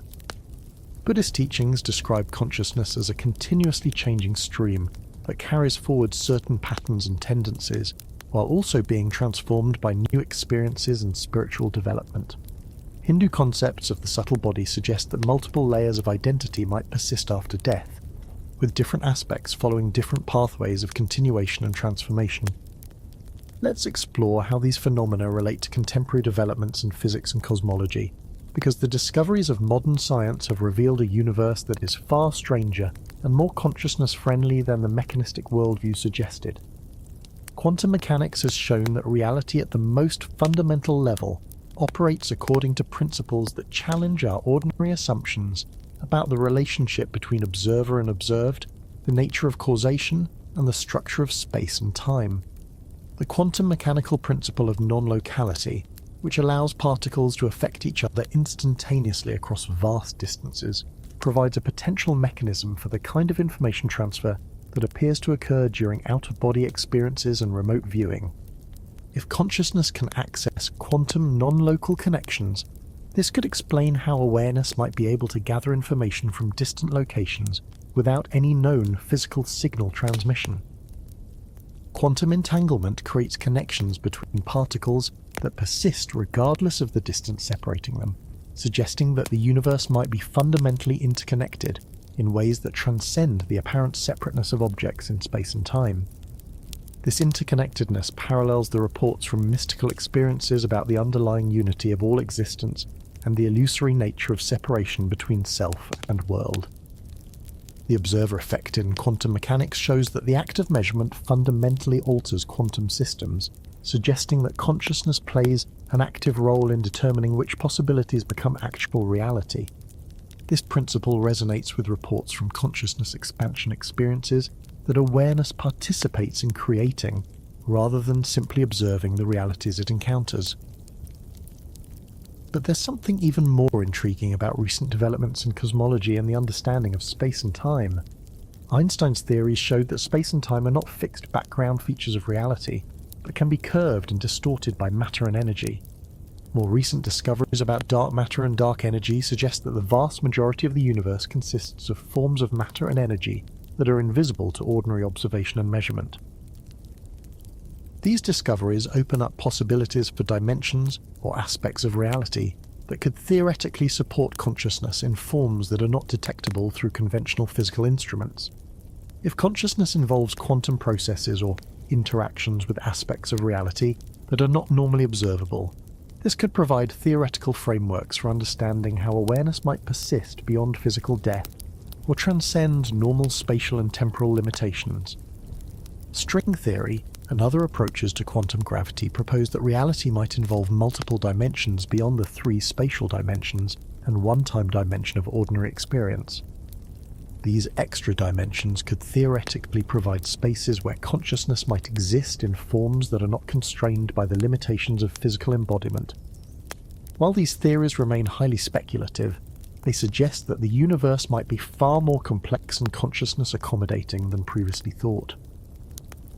Meanwhile, research into the relationship between consciousness and physical processes has revealed that living systems appear to involve quantum effects in ways that were previously thought to be impossible in warm, noisy biological environments. Quantum coherence has been discovered in photosynthesis, avian navigation, and other biological processes, suggesting that life has evolved mechanisms for harnessing quantum mechanical phenomena for information processing and energy transfer. Some researchers have proposed that consciousness itself might involve quantum processes that operate at the level of microtubules within neurons, potentially allowing for information processing that transcends the limitations of classical neural computation. While these theories remain controversial and unproven, they suggest possible mechanisms through which consciousness might access non-local information or persist beyond the death of the physical brain. Speaking of information, there's something particularly fascinating about the relationship between consciousness and information that emerges from studying altered state experiences. During out-of-body experiences and near-death experiences, people often report accessing vast amounts of information instantaneously, understanding complex philosophical and spiritual concepts without any learning process, and gaining knowledge about subjects they had never studied. This suggests that consciousness might have access to information fields that transcend individual memory and learning. The concept of morphic fields, proposed by biologist Rupert Sheldrake, offers one theoretical framework for understanding how consciousness might access non-local information. According to this theory, patterns of form and behavior create invisible fields that can influence similar patterns across space and time. If consciousness can resonate with these informational fields, this could explain how people might gain knowledge during altered states that they could not have acquired through normal sensory channels. Carl Jung's concept of the collective unconscious describes a shared layer of the human psyche that contains universal symbols, patterns, and knowledge that appears across all cultures and historical periods. Jung proposed that individual consciousness could access this collective layer under certain circumstances, providing explanations for the universal themes that appear in mythology, religion, and mystical experiences. Near-death experiences and out-of-body experiences might represent occasions when individual awareness connects with this deeper level of shared consciousness. Research into the information processing capabilities of the brain has revealed that neural networks operate according to principles that could theoretically allow access to non-local information fields. The brain appears to function as a complex resonating system that can pick up and transmit subtle patterns of information, much like a radio receiver that can tune into different frequencies. If consciousness involves resonance with informational fields that extend beyond individual brains, this could provide mechanisms for the enhanced knowledge and understanding reported during altered state experiences.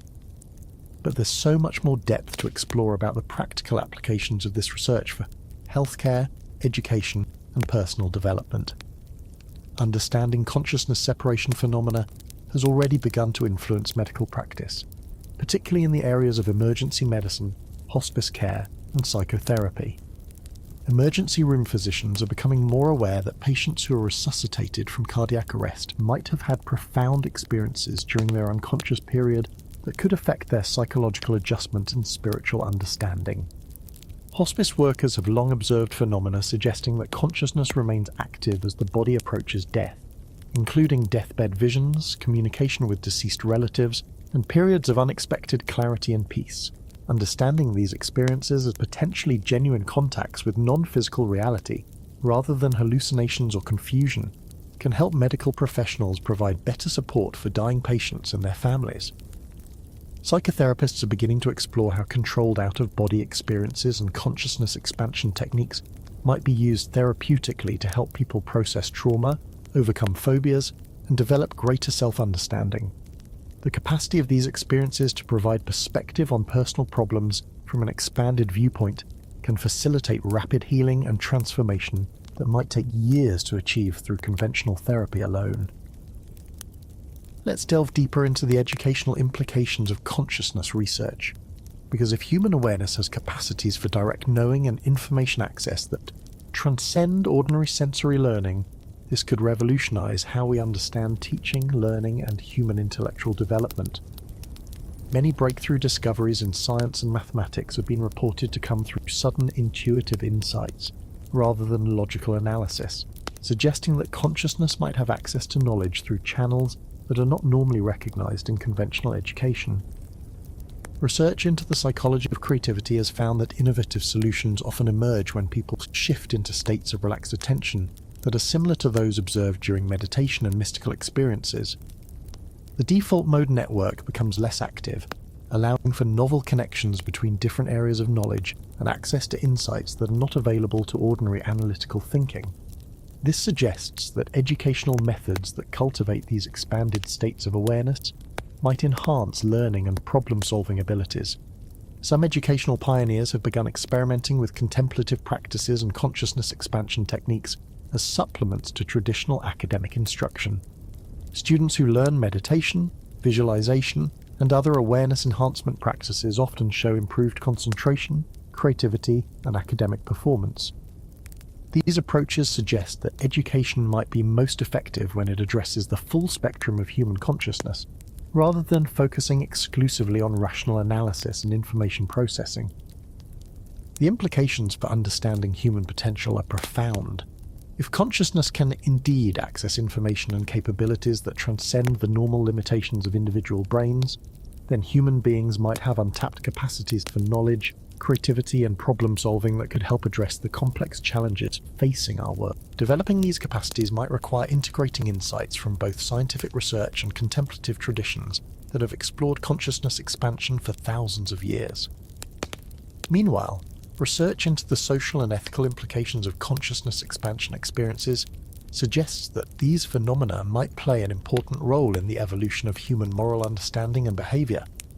People who have out-of-body experiences and near-death experiences consistently report increased empathy, altruism, and concern for the welfare of others. If these experiences become more common, or if techniques for inducing them safely become more widely available, this could contribute to the development of a more compassionate and cooperative human society. Dr. Marina Weiler's research on the empathy-enhancing effects of out-of-body experiences has found that ego dissolution can dramatically increase pro-social behavior and concern for others. When people experience the dissolution of the boundaries between self and other, they often develop lasting changes in their values and priorities that emphasize service, compassion, and interconnectedness. These changes suggest that consciousness expansion might be a natural mechanism for moral development and social evolution.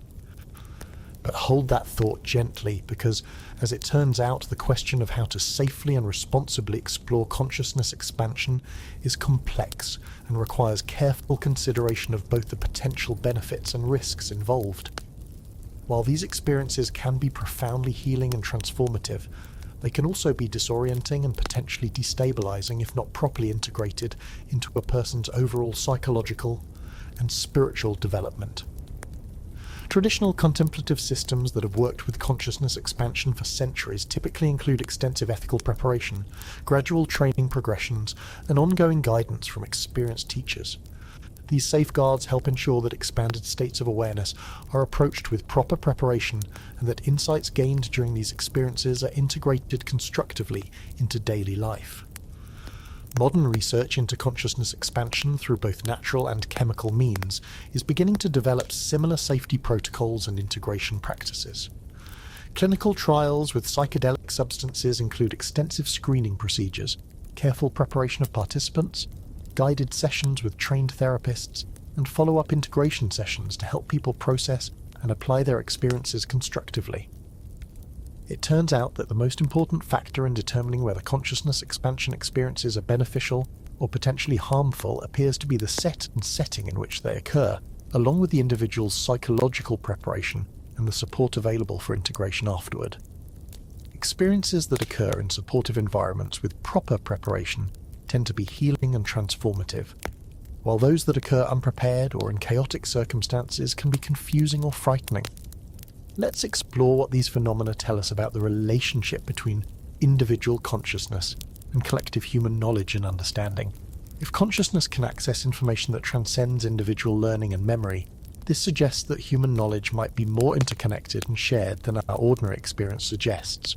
Rather than being isolated information processing units, individual minds might be nodes in a larger network of consciousness that allows for collective intelligence and shared understanding. This perspective has profound implications for how we understand scientific discovery, artistic creativity, and cultural evolution. Rather than emerging from the isolated efforts of individual geniuses, breakthrough insights might arise from the collective unconscious or shared informational fields that have become accessible when individual consciousness expands beyond its normal boundaries. This could explain why similar discoveries often emerge simultaneously in different parts of the world, even when the investigators have no contact with each other. The phenomenon of independent simultaneous discovery in science, where multiple researchers arrive at the same insights at approximately the same time, might reflect the operation of collective consciousness or shared informational fields that make certain knowledge available when humanity is ready to receive it. Examples include the independent development of calculus by Newton and Leibniz, the simultaneous discovery of evolution by Darwin and Wallace, and the concurrent development of quantum mechanics by multiple physicists in the early 20th century. Research into group consciousness and collective intelligence has found that groups of people can sometimes demonstrate knowledge and problem-solving abilities that exceed the capabilities of any individual member. This emergent intelligence appears to arise from the interaction and synchronization of individual minds in ways that create collective insights and understanding. If consciousness expansion experiences allow individual awareness to connect with these collective fields, this could provide mechanisms for accessing shared human knowledge and wisdom. But there's something even more intriguing about the possibility that consciousness expansion might facilitate communication and connection across the apparent boundaries of individual minds. Many people who have out-of-body experiences report encountering other consciousness that appear to be separate individuals, sometimes including deceased people, spiritual guides, or other non-physical beings. While the reality of these encounters cannot be verified through conventional means, their consistency and impact suggest that consciousness might be capable of direct connection and communication that transcends normal physical limitations. Telepathy research, while controversial and methodologically challenging, has produced some evidence that minds might be able to share information through channels that do not involve known physical signals. Experiments conducted under controlled laboratory conditions have found statistical evidence for information transfer between isolated individuals that cannot be explained through chance or conventional communication. While the effects are typically small and difficult to replicate consistently, they suggest that consciousness might have non-local properties that allow for direct mind-to-mind connection. The implications of authentic telepathic communication would be profound for our understanding of consciousness, individual identity, and the nature of mental privacy. If minds can indeed connect and share information directly, this would support models of consciousness that emphasize interconnection and field properties rather than the isolated individual processing units suggested by conventional neuroscience. Speaking of interconnection, there's something remarkable about how consciousness expansion experiences often include direct perception of the fundamental interconnectedness of all existence. People frequently report during out-of-body and near-death experiences that they suddenly understand how all phenomena are connected at the deepest level, how individual actions ripple through the entire fabric of reality, and how the apparent separateness of objects and beings is a kind of perceptual illusion created by limited awareness. These insights parallel discoveries in modern physics about the interconnected nature of reality at the quantum level. Quantum entanglement demonstrates that particles can maintain instantaneous connections across vast distances, suggesting that the universe is fundamentally non-local and interconnected rather than composed of separate, independent objects. The observer effect shows that consciousness plays an active role in determining which aspects of quantum reality become manifest, indicating a deep relationship between awareness and physical reality.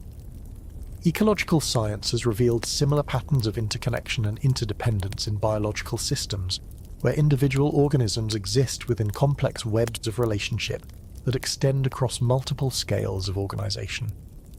The health and survival of any individual species depends on the integrity of the larger ecosystems of which it is a part, and disruptions in one part of the system can have cascading effects throughout the entire network. These scientific discoveries provide external validation for the insights about interconnectedness that emerge from consciousness expansion experiences. Rather than being subjective fantasies or wishful thinking, the perception of fundamental unity and interconnection that characterizes mystical states might be reflecting accurate understanding about the actual structure of reality that is normally hidden from ordinary awareness. Let's take a closer look at how these phenomena might relate to the evolution of human consciousness and the future development of our species. Some researchers and philosophers propose that consciousness expansion experiences represent evolutionary pressures toward greater awareness, compassion, and understanding that could help humanity address the complex challenges facing our world. The global problems that characterize the contemporary era, including climate change, nuclear weapons, environmental destruction, and social inequality, all stem from the limited perspective that sees individual and national interests as separate from the welfare of the larger whole. The expanded awareness that emerges from consciousness transcendence experiences typically includes recognition of the interconnected nature of all life and the understanding that individual welfare is inseparable from collective welfare. If consciousness expansion experiences become more common, and if techniques for inducing them safely become more widely available, this could contribute to the development of a planetary consciousness that recognizes the unity underlying apparent diversity. Rather than seeing themselves as separate beings competing for limited resources, people might begin to understand themselves as expressions of a larger intelligence that is served by cooperation, compassion, and sustainable relationship with the natural world. This evolutionary perspective is supported by the observation that consciousness expansion experiences tend to produce lasting changes in values and behavior that emphasize service to others and care for the environment. People who have near-death experiences often report decreased materialism and increased concern for spiritual and relational values. Those who have out-of-body experiences frequently develop enhanced empathy and pro-social behavior that persists long after the experience itself.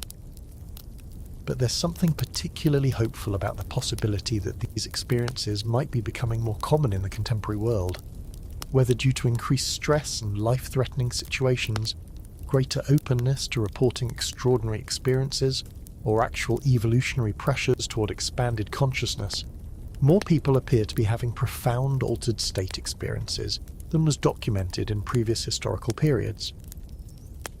This apparent increase in consciousness expansion experiences coincides with growing interest in meditation, spirituality, and alternative approaches to healing and personal development. Many people are actively seeking practices and experiences that can provide access to expanded states of awareness, suggesting a collective yearning for transcendence of the limitations of ordinary consciousness. Meanwhile, scientific research into consciousness and altered states is becoming more accepted and rigorous, providing empirical validation for phenomena that were previously dismissed as unscientific or impossible. Major universities now have research programs dedicated to studying near-death experiences, meditation, psychedelic therapy, and other aspects of consciousness expansion. This scientific legitimization could accelerate the integration of these insights into mainstream understanding and practice. It turns out that the convergence of ancient wisdom and modern science around questions of consciousness might represent a particularly important development in human understanding. For thousands of years, contemplative traditions have explored the nature of awareness and developed sophisticated maps of consciousness states and techniques for transcending ordinary limitations. Modern science is now developing the instruments and methodologies to study these phenomena empirically and to understand their underlying mechanisms. This convergence could lead to a new synthesis that combines the precision and rigor of scientific method with the depth and wisdom of contemplative understanding. Rather than seeing science and spirituality as incompatible approaches to understanding reality, we might be moving toward recognition that they're complementary ways of exploring different aspects of the same underlying truth about the nature of consciousness and existence. Let's delve deeper into the practical implications of this research for how we understand death, dying, and the support we provide for people who are approaching the end of physical life. If consciousness can indeed function independently of the brain and survive bodily death, this has profound implications for end-of-life care, grief counselling, and our fundamental approach to mortality. Many people in contemporary Western culture have been raised with materialistic worldviews that see death as the complete cessation of individual existence. This perspective can create intense fear and anxiety around dying, and can make the grief process more difficult for surviving family members.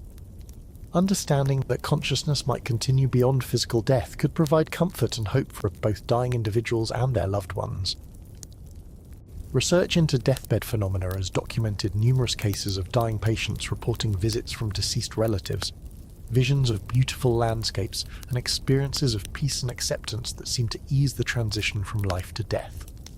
Rather than dismissing these experiences as hallucinations caused by medication or oxygen deprivation, healthcare providers are beginning to recognize them as potentially meaningful encounters that can provide comfort and spiritual support. Hospice workers have long observed that patients often seem to know when their death is approaching and may appear to be communicating with unseen presences in their final hours. These observations are consistent with the idea that consciousness begins to separate from the physical body as death approaches, and may already be making contact with whatever realm of existence follows physical life. The life review process that is central to many near-death experiences suggests that dying might involve a natural process of psychological and spiritual integration, where people review and understand the meaning and significance of their lifetime experiences. Understanding this process could help healthcare providers support patients in completing unfinished emotional business, resolving conflicts, and finding peace and acceptance as they approach death. But there's something particularly important about how this research might change our approach to grief and bereavement. If consciousness survives death and deceased individuals maintain some form of continued existence, this could validate the experiences of many bereaved people who report sensing the presence of their deceased loved ones or receiving communications from them. After death, communication research has documented thousands of cases where bereaved individuals report receiving messages, signs, or direct contact from deceased family members and friends. These experiences often provide comfort and healing for the bereaved, and can help facilitate the grief process by providing a reassurance that their loved ones continue to exist and are at peace.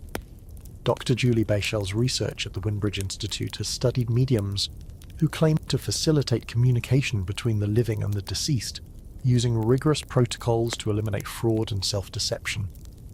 While the results remain controversial, some studies have found evidence that accurate information can be transmitted through mediums that they could not have obtained through normal means.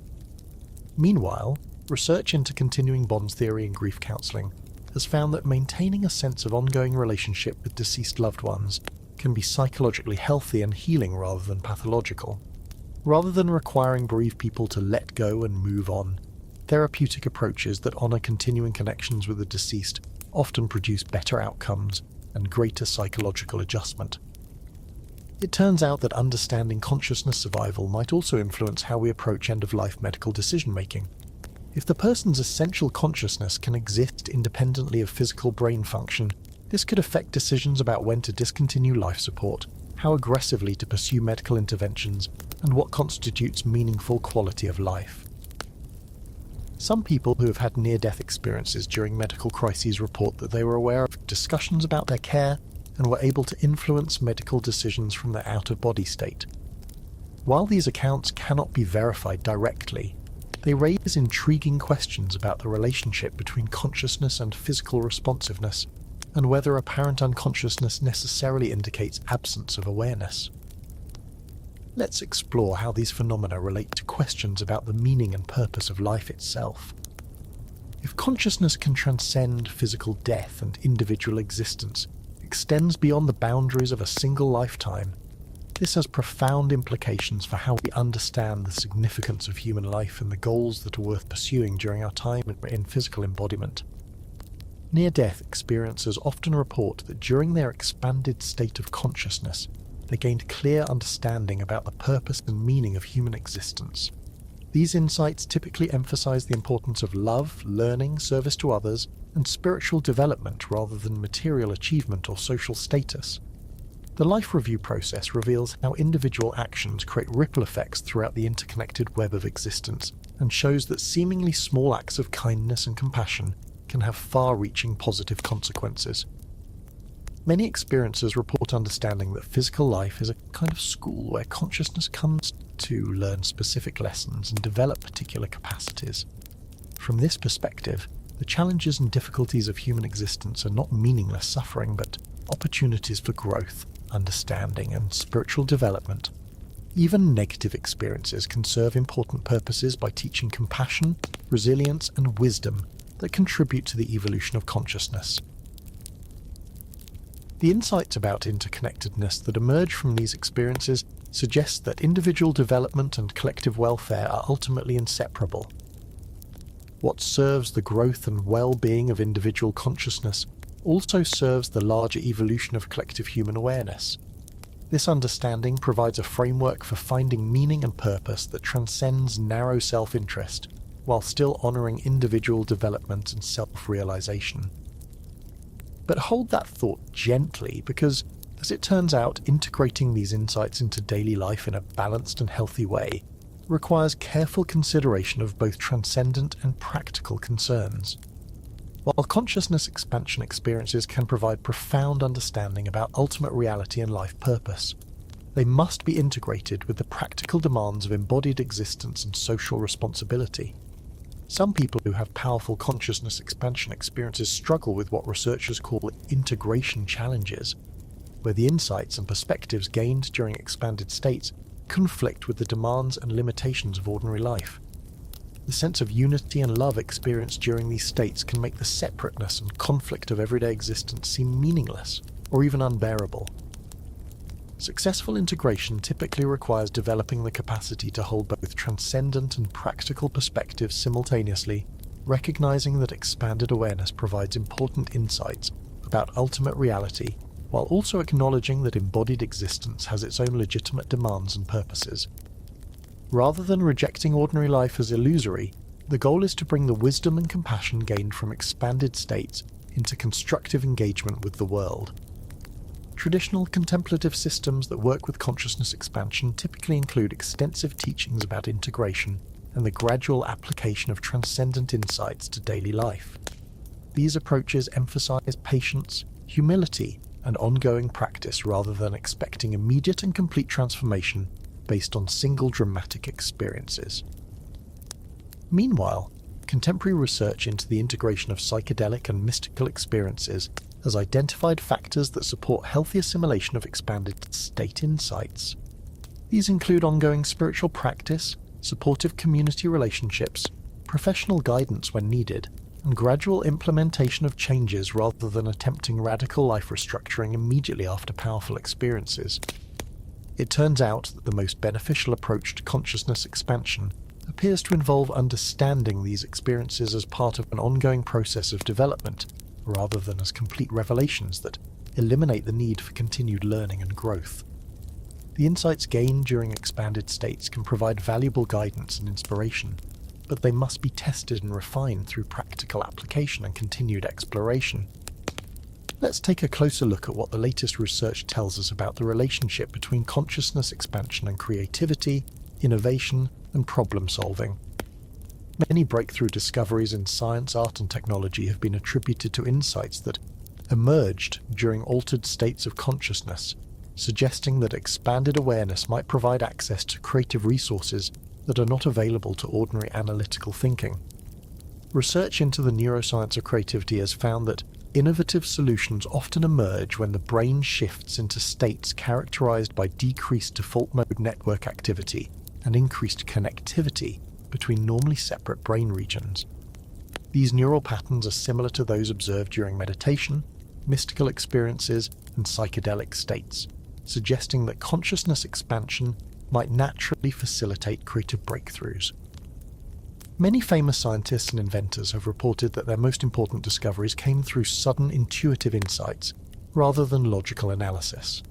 Examples include Kekulé's dream of the benzene ring structure, Tesla's visualizations of electrical inventions, and Einstein's thought experiments that led to relativity theory.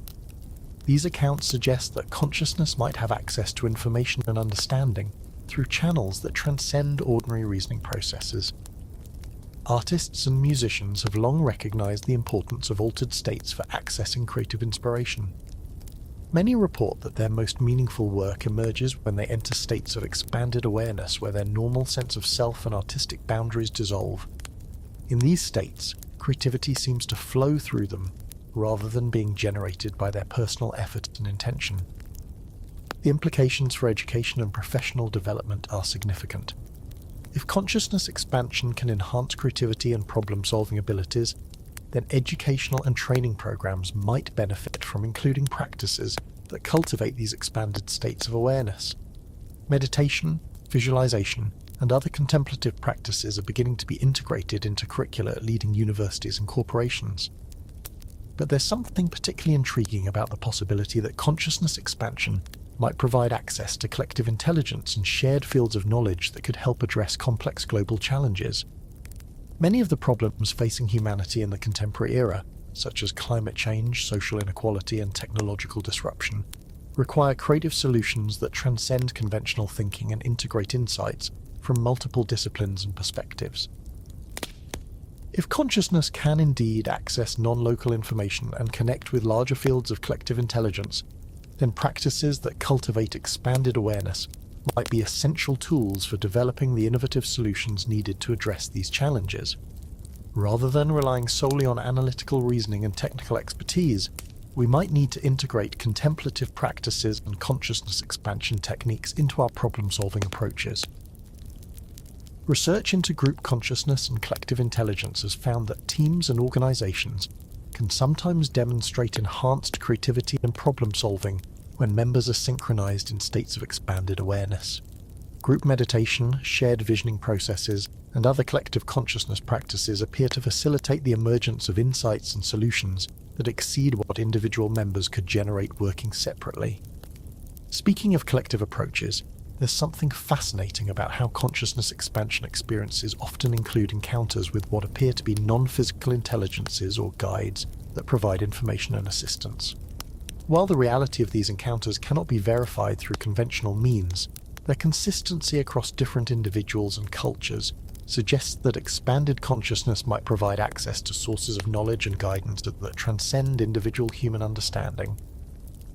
Many indigenous shamanic traditions describe detailed relationships with spirit guides, plant teachers, and other non-physical intelligences that provide healing knowledge, environmental wisdom, and spiritual guidance.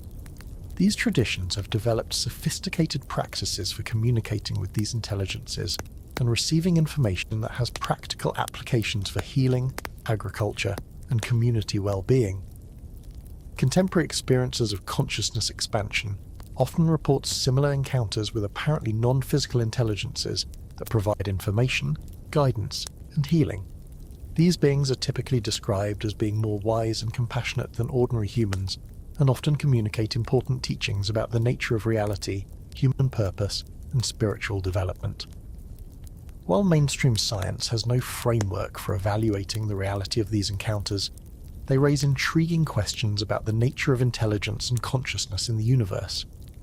If consciousness can indeed exist independently of physical brains, then it is theoretically possible that there might be forms of intelligence that are not embodied in biological forms, but exist in other dimensions or states of being. Let's delve deeper into what these phenomena might tell us about the nature of healing and the human capacity for recovery and transformation. Consciousness expansion experiences often include spontaneous healing of physical ailments, psychological trauma, and spiritual crises that have persisted for years or decades. These healing effects appear to occur through mechanisms that transcend conventional medical understanding and suggest that consciousness might have access to regenerative capacities that are normally inactive or suppressed. Research into the placebo effect has shown that healing responses can be triggered by belief and expectation alone, without any active medical intervention. The magnitude of placebo effects can be substantial, with some studies showing healing responses that are comparable to those produced by active medications. This suggests that consciousness plays a more active role in health and healing than conventional medicine typically acknowledges. The enhanced awareness and expanded perspective that characterize consciousness expansion experiences might activate healing responses by providing access to inner resources and self-regulatory mechanisms that are normally unconscious. When people experience themselves as consciousness that transcends their physical condition, they often gain perspective on their health problems that allows for genuine healing and recovery. Many experiencers report that during their expanded state of consciousness, they received specific information about their health condition and what was needed for healing. This information sometimes includes insights about emotional or spiritual factors contributing to physical illness, guidance about lifestyle changes that would support recovery, or direct healing energy that produces immediate physiological improvements. The life review process that occurs during many near-death experiences appears to be particularly therapeutic for resolving psychological trauma and emotional conflicts. The perspective of unconditional love and understanding that characterizes this process allows people to reframe difficult experiences in ways that promote forgiveness, acceptance, and emotional healing. But there's something particularly remarkable about cases where consciousness expansion experiences include healing of conditions that should be medically impossible to recover from. Some near-death experiencers have reported complete recovery from terminal illnesses, traumatic brain injuries, and other conditions that medical science considers irreversible. While these cases are rare and difficult to verify scientifically, They suggest that consciousness might have access to healing capacities that transcend current medical understanding. Research into spontaneous remission of serious illnesses has found that these unexpected recoveries often occur in conjunction with profound psychological or spiritual experiences that alter the person's consciousness and worldview. Rather than being random medical anomalies, spontaneous healings might represent the activation of natural healing capacities through consciousness expansion and spiritual transformation. Meanwhile, studies of the therapeutic applications of consciousness expansion practices have shown promising results for treating a wide range of physical and psychological conditions. Meditation has been found to produce measurable improvements in immune function, cardiovascular health, and pain management. Psychedelic-assisted therapy is showing remarkable success in treating depression, PTSD, and addiction. These therapeutic applications suggest that consciousness expansion might be a valuable complement to conventional medical treatment. It turns out that the healing effects of consciousness expansion might be related to its capacity to activate the body's natural self-regulatory and regenerative systems. When consciousness expands beyond identification with physical limitations and emotional patterns, it appears to allow the body's innate healing intelligence to function more effectively. Let's explore what these phenomena might tell us about the future evolution of human consciousness and the possibilities for continued development of our species' mental and spiritual capacities. If consciousness can indeed transcend the apparent limitations of individual embodiment and access expanded fields of awareness and information, this suggests that human beings might be in the early stages of a developmental process that will eventually lead to radically enhanced consciousness capabilities. Some researchers and philosophers have proposed that the increasing frequency of consciousness expansion experiences in the contemporary world might represent evolutionary pressure toward greater awareness, creativity, and spiritual development. Rather than being random anomalies or pathological conditions, these experiences might be manifestations of natural developmental processes that are gradually expanding human consciousness beyond its current limitations. This evolutionary perspective is supported by the observation that consciousness expansion experiences typically lead to enhanced empathy, creativity, and problem-solving abilities that could provide adaptive advantages for both individuals and groups.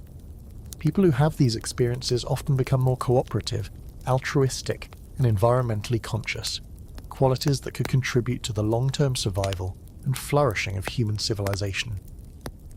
The convergence of consciousness research with developments in neurotechnology, artificial intelligence, and other fields might accelerate this evolutionary process by providing new tools and techniques for exploring and enhancing human consciousness. Brain-computer interfaces, virtual reality systems, and other technologies might eventually provide safe and controlled methods for inducing consciousness expansion experiences and integrating their benefits into daily life. But hold that thought gently, because as it turns out, the question of how to guide and support the evolution of human consciousness involves complex ethical and practical considerations that require careful thought and planning. While consciousness expansion can lead to enhanced capacities and greater well-being, it can also be destabilizing and potentially harmful if not approached with proper preparation and support. The development of enhanced consciousness capabilities will likely require new forms of education, social organization, and cultural support that can help people integrate expanded awareness in constructive ways. Rather than pursuing consciousness expansion as an end in itself, the goal should be developing greater wisdom, compassion, and effectiveness in addressing the challenges facing our world. Traditional contemplative systems provide valuable models for supporting consciousness development over extended periods of time. These approaches emphasize gradual training, ethical preparation, community support, and integration of insights into practical service. Modern approaches to consciousness development will likely need to combine the wisdom of these traditional systems with contemporary understanding of neuroscience, psychology, and social dynamics. Meanwhile, research into the optimal conditions for consciousness expansion is beginning to identify factors that support beneficial outcomes while minimizing potential risks. These include proper preparation and screening, supportive environments, skilled guidance, and ongoing integration support. As our understanding of these factors improves, it may become possible to make consciousness expansion experiences more widely accessible while ensuring their safety and effectiveness. It turns out that the most important factor in determining the value of consciousness expansion experiences appears to be their integration into a life of service, creativity, and ongoing spiritual development. The insights and capacities gained through expanded awareness are most beneficial when they are applied to addressing real-world challenges and contributing to the welfare of others, rather than being pursued for personal gratification or escape from responsibility. Let's take a closer look at how these phenomena relate to questions about the nature of reality itself, and whether consciousness might be more fundamental than matter in the structure of existence. The ability of consciousness to function independently of the brain and to access information through non-physical channels suggests that awareness might not be simply an emergent property of complex matter, but could be a basic feature of reality that underlies and gives rise to physical phenomena.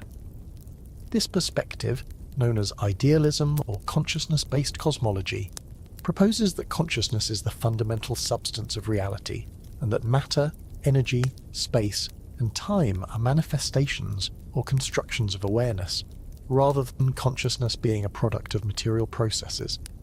From this viewpoint, the physical universe is understood as a shared creation of cosmic consciousness, rather than consciousness being an accidental byproduct of blind material forces. Support for this perspective comes from quantum mechanics, which has revealed that reality at the most fundamental level appears to be more like information or potential than like solid matter. Quantum systems exist in superposition states until they are observed, suggesting that consciousness plays an active role in determining which aspects of potential reality become actual experience. The observer effect in quantum mechanics shows that the act of measurement fundamentally alters quantum systems, indicating that there is no objective reality independent of consciousness. This finding challenges the basic assumption of materialism that consciousness simply observes a pre-existing physical world without influencing it. Research into the fine-tuning of physical constants in cosmology has found that the universe appears to be precisely calibrated to allow for the existence of complexity, life, and consciousness. The probability that this fine-tuning occurred by chance is so small that some physicists have proposed that consciousness might be built into the fundamental structure of reality rather than being an unlikely accident. But there's something even more intriguing about the possibility that consciousness expansion experiences provide direct access to these fundamental levels of reality. Many experiencers report that during their expanded state of awareness, they gained understanding about the nature of existence that transcends anything available through ordinary sensory experience or rational analysis.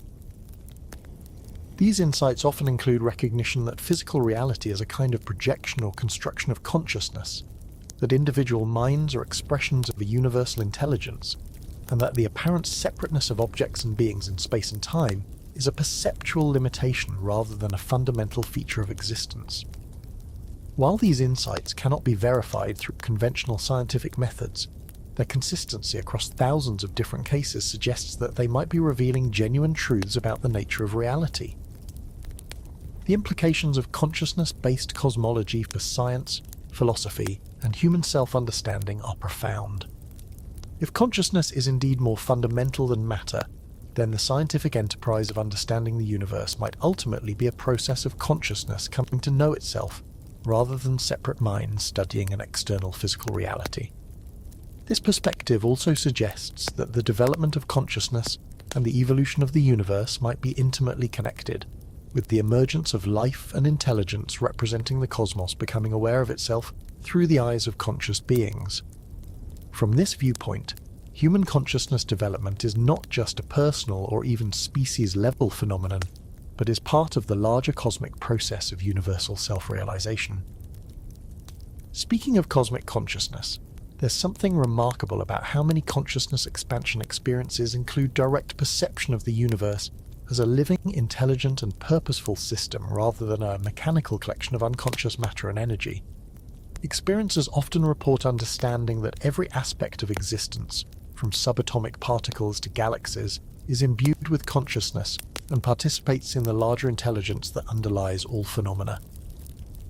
This vision of a conscious universe resonates with ancient philosophical and religious traditions, that describe reality as fundamentally spiritual in nature, but it also finds support in contemporary scientific discoveries about the complexity, self-organization, and apparent purposefulness of natural systems.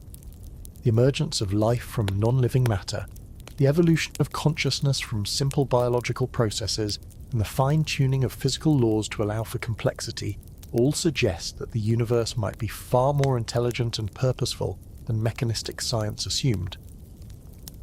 Research into the information processing capabilities of natural systems has revealed that even simple physical processes involve sophisticated computation and information storage. DNA stores and processes information with remarkable efficiency. Neural networks demonstrate emergent intelligence properties, and even quantum systems appear to process information in ways that parallel conscious awareness. If information processing and consciousness are more widely distributed throughout nature than previously thought, then consciousness expansion experiences might be providing access to these larger fields of natural intelligence. Rather than being isolated biological machines, human minds might be nodes in a cosmic network of consciousness that extends throughout the universe. Let's delve deeper into the practical implications of this research for how we organize society, make collective decisions, and address the challenges facing humanity in the contemporary era. If consciousness can indeed transcend individual boundaries and access shared fields of intelligence and information, this suggests that our approach to governance, problem-solving, and social organization might benefit from incorporating practices that cultivate collective consciousness and group wisdom. Traditional indigenous cultures have long used collective consciousness practices such as talking circles, consensus decision-making, and group visioning to tap into shared wisdom and make decisions that serve the welfare of the entire community. These approaches recognize that group intelligence can exceed the capabilities of individual minds, and that collective consciousness practices can help groups access insights and solutions that are not available through conventional debate and negotiation. Contemporary research into collective intelligence has found that groups can demonstrate enhanced problem-solving capabilities when members are synchronized in states of expanded awareness. Group meditation, shared visioning processes, and other collective consciousness practices appear to facilitate the emergence of creative solutions and innovative approaches that transcend what individual members could generate working separately. Some organizations and communities are beginning to experiment with collective consciousness practices as supplements to conventional decision-making processes. These approaches typically involve periods of shared silence, meditation, or contemplative reflection that allow group members to access deeper levels of insight and wisdom before engaging in discussion and decision-making. The implications for democratic governance and political decision-making are significant. If collective consciousness practices can help groups access greater wisdom and creativity, then incorporating these approaches into political processes might lead to more effective and beneficial policies and decisions.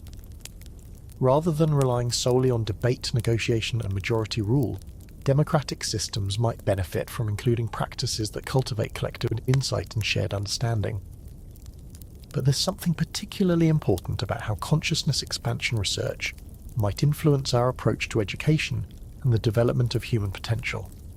If awareness has capacities for direct knowing and information access that transcend ordinary sensory learning, then educational systems might need to be redesigned to cultivate these expanded capacities alongside conventional academic skills.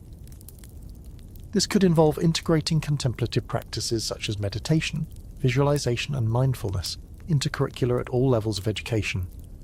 Rather than focusing exclusively on information acquisition and analytical thinking, educational approaches might need to address the full spectrum of human consciousness capacities, including intuition, creativity, empathy, and spiritual awareness.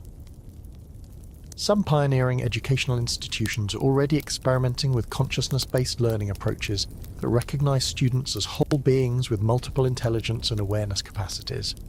These programs often report enhanced academic performance, improved emotional regulation, increased creativity, and greater sense of meaning and purpose among students. The development of consciousness expansion capacities might be particularly important for addressing the complex, interconnected challenges facing humanity in the 21st century. Issues such as climate change, social inequality, technological disruption, and environmental degradation require solutions that integrate insights from multiple disciplines and perspectives, while also addressing the underlying consciousness patterns that create these problems in the first place. If the root causes of many global challenges lie in limited consciousness patterns such as excessive materialism, tribalism, short-term thinking, and disconnection from natural systems, then expanding human consciousness might be essential for developing sustainable solutions. Rather than simply trying to solve these problems through technological fixes or policy changes, we might need to address the consciousness factors that create and perpetuate them. Meanwhile, research into the relationship between consciousness expansion and environmental awareness has found that people who have mystical or transcendent experiences often develop enhanced connection to and concern for the natural world. The recognition of fundamental interconnectedness that characterizes these experiences typically extends to understanding humanity's relationship with ecological systems and the need for sustainable regenerative approaches to environmental stewardship. Many experiencers report that during their expanded state of consciousness, they gained direct understanding of the damage being done to natural ecosystems and felt called to contribute to environmental healing and protection. This suggests that consciousness expansion might naturally generate the motivation and insight needed to address environmental challenges. Let's explore what these phenomena tell us about the relationship between consciousness and healing, not just for individuals, but for communities, societies, and the larger human family. If consciousness can indeed transcend individual boundaries and access shared fields of awareness, this suggests that healing processes might operate at collective levels as well as individual ones. Traditional healing systems often recognize that individual health and well-being are inseparable from the health of family systems, communities, and environmental contexts. From this perspective, healing individual consciousness expansion experiences might contribute to collective healing processes that address trauma, conflict, and dysfunction at social and cultural levels. Research into historical trauma and its transmission across generations has found that traumatic experiences can affect not only individuals, but entire families and communities through epigenetic mechanisms, cultural patterns, and collective memory. If consciousness can transcend individual boundaries, then healing processes might also operate collectively to address these inherited trauma patterns. Some therapeutic approaches are beginning to explore collective healing practices that work with family systems, community groups, and even larger social entities. These approaches recognize that individual healing often requires addressing larger patterns of relationship and meaning that extend beyond personal psychology to include social, cultural, and spiritual dimensions. The insights about interconnectedness and unity that emerge from consciousness expansion experiences suggest that individual well-being is ultimately inseparable from collective well-being. From this perspective, the most effective approaches to healing and transformation might be those that address both individual and collective dimensions simultaneously. But hold that thought gently because, as it turns out, the process of integrating consciousness expansion insights into practical healing and social transformation requires careful attention to both transcendent understanding and embodied action. While expanded awareness can provide valuable insights about unity and interconnectedness, these insights must be translated into concrete practices and programs that address real-world suffering and injustice. Some people who have powerful consciousness expansion experiences struggle with what researchers call spiritual bypassing, where transcendent insights are used to avoid or minimize the importance of addressing practical problems and social responsibilities. The recognition that all is one and that consciousness is ultimately indestructible can sometimes lead to detachment from the real struggles and suffering that characterize human existence. Healthy integration of consciousness expansion experiences typically requires developing the capacity to hold both transcendent and practical perspectives simultaneously.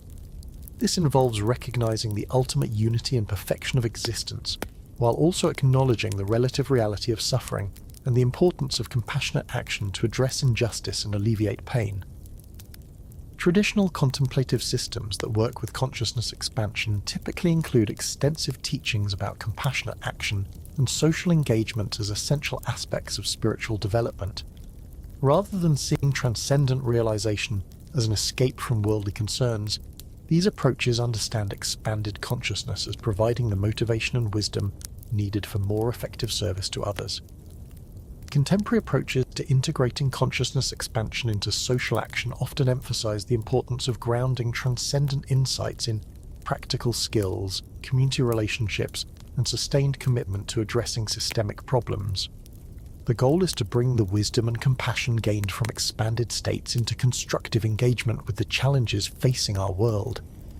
It turns out that the most transformative applications of consciousness expansion research might be those that combine expanded awareness with effective action to address suffering and create positive change.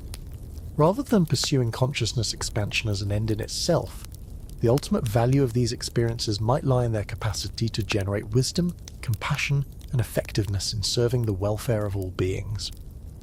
Let's take a closer look at what these phenomena might tell us about the nature of death and dying, and how understanding consciousness separation could transform our approach to end-of-life care and support. If consciousness can indeed function independently of the brain and survive bodily death, this has profound implications for how we understand the dying process and what constitutes appropriate care and support for people who are approaching the end of physical life. Many hospice workers and healthcare providers who work with dying patients report observing phenomena that suggest consciousness remains active and aware as the body fails. Patients often describe visits from deceased relatives, visions of beautiful landscapes, and experiences of peace and transcendence that seem to ease the transition from life to death. Rather than dismissing these experiences as hallucinations or confusion, understanding them as potentially genuine contacts with post-mortem reality could help providers offer better spiritual and emotional support. The research on near-death experiences suggests that the dying process might involve a natural expansion of consciousness that provides access to broader perspectives on life, meaning, and purpose. The life review process that frequently occurs during these experiences appears to offer a final opportunity for psychological and spiritual integration, allowing people to understand the significance of their lifetime experiences and complete unfinished emotional business. Understanding consciousness expansion during dying could also influence medical decision-making about end-of-life care. If awareness can persist even when brain activity appears minimal, this might affect decisions about when to discontinue life support, how to assess quality of life, and what constitutes appropriate comfort care. Some patients who appear unconscious might actually be experiencing expanded states of consciousness that provide meaning and value even when physical responsiveness is absent. The consistent reports from near-death experiences that the dying process involves moving toward light, love, and reunion with deceased loved ones could provide tremendous comfort for both dying patients and their families.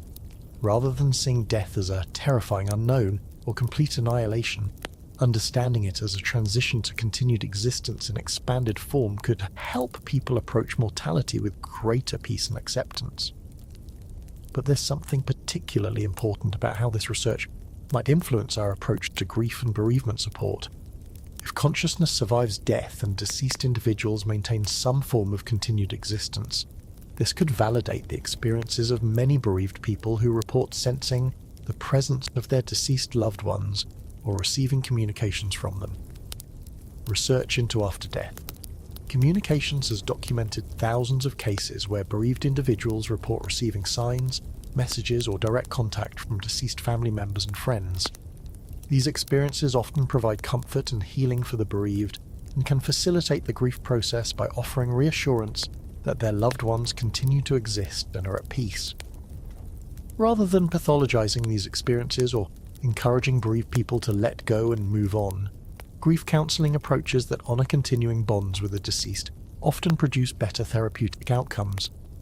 Understanding that relationship with deceased loved ones might continue in altered form rather than ending completely can help bereaved people integrate their loss while maintaining meaningful connection. The implications extend beyond individual consolation to influence how we understand the purpose and meaning of human relationships. If consciousness connections can persist beyond physical death, then the love, care, and bonds we form during life might have significance that extends far beyond the limited period of physical embodiment. This understanding could motivate people to invest more deeply in relationships and to approach conflicts and misunderstandings with greater urgency for resolution and healing. Speaking of relationships, There's something fascinating about how consciousness expansion experiences often include encounters with apparently non-physical beings or intelligences that seem to exist independently of human embodiment. While the reality of these encounters cannot be verified through conventional scientific methods, their consistency across different individuals and cultures suggests that expanded consciousness might provide access to forms of intelligence that transcend human limitations. Many experiencers report meeting spiritual guides, teachers, or beings of light that communicate profound wisdom about the nature of existence, human purpose, and spiritual development. These encounters often include specific guidance about life decisions, healing practices, and ways to contribute to the welfare of others. The information received is frequently described as being more wise and compassionate than anything the experiencer could have generated from their own knowledge and understanding. Indigenous shamanic traditions have long described relationships with spirit guides, plant teachers, and other non-physical intelligences that provide healing knowledge, environmental wisdom, and spiritual guidance. These traditions have developed sophisticated practices for communicating with these intelligences and receiving information that has practical applications for healing, agriculture, and community well-being. Contemporary research into entity encounters during psychedelic experiences has found remarkable consistency in the types of beings reported and the nature of their communications. Entities are typically described as being more intelligent and benevolent than humans, often expressing concern for human welfare and offering guidance about personal and planetary healing. While these encounters occur during altered states that might involve hallucination, their coherence and transformative impacts suggest that something more complex might be occurring. The possibility that consciousness expansion provides access to forms of intelligence that exist independently of human brains has profound implications for our understanding of the nature of mind and the structure of reality. If these encounters represent genuine contact with non-human intelligence, this would suggest that consciousness is far more widely distributed throughout reality than mainstream science assumes. Let's delve deeper into what consciousness expansion research might tell us about the nature of time and the relationship between past, present, and future. During out-of-body experiences and near-death experiences, people often report that their awareness of time becomes radically altered, with linear sequence giving way to a sense that all moments exist simultaneously and can be accessed at will. The life review process that occurs during many near-death experiences appears to happen outside of normal temporal limitations, with experiencers reporting that they somehow accessed their entire lifetime instantaneously, while also being able to examine any particular moment in complete detail. This type of temporal experience suggests that consciousness might have access to time in ways that transcend the linear progression of ordinary awareness.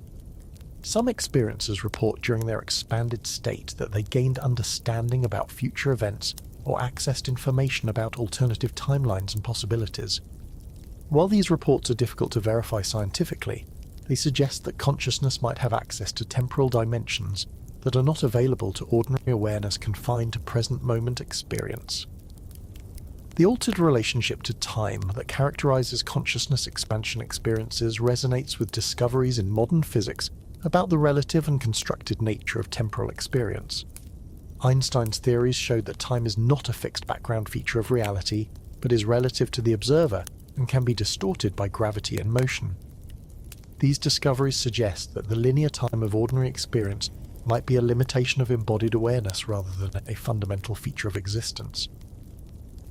Research into the neuroscience of time perception has found that the brain actively constructs temporal experience rather than simply registering objective temporal relationships. Different brain states can dramatically alter how time is experienced, with some altered states producing the sense that hours or days have passed during experiences that last only minutes by external measurement. If consciousness can indeed access temporal dimensions that transcend a linear sequence, this has profound implications for understanding causation, free will, and the relationship between intention and manifestation.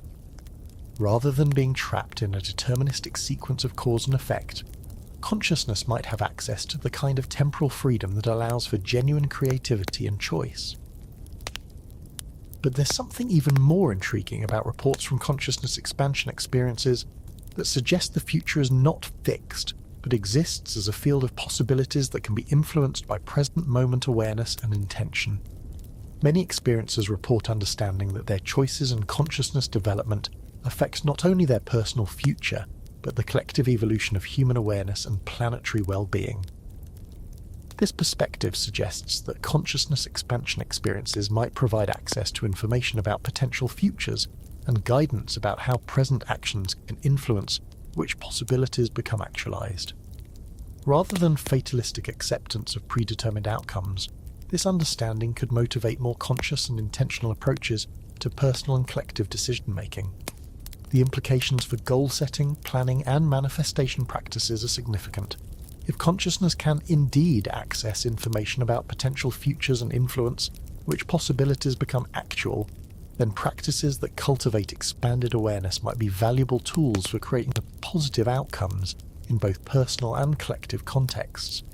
Meanwhile, research into precognitive experiences and prophetic dreams has found some evidence that consciousness might have access to information about future events under certain circumstances. While these phenomena remain controversial and difficult to study systematically, they suggest that the relationship between consciousness and time might be more complex than conventional understanding assumes. It turns out that the question of whether consciousness expansion experiences provide genuine access to non-local information or represent sophisticated, self-generated constructions of meaning and significance remains one of the most challenging aspects of this field of research. The subjective reality and transformative power of these experiences is undeniable, but determining their objective validity requires developing new methodologies and conceptual frameworks that can address questions that transcend conventional scientific approaches.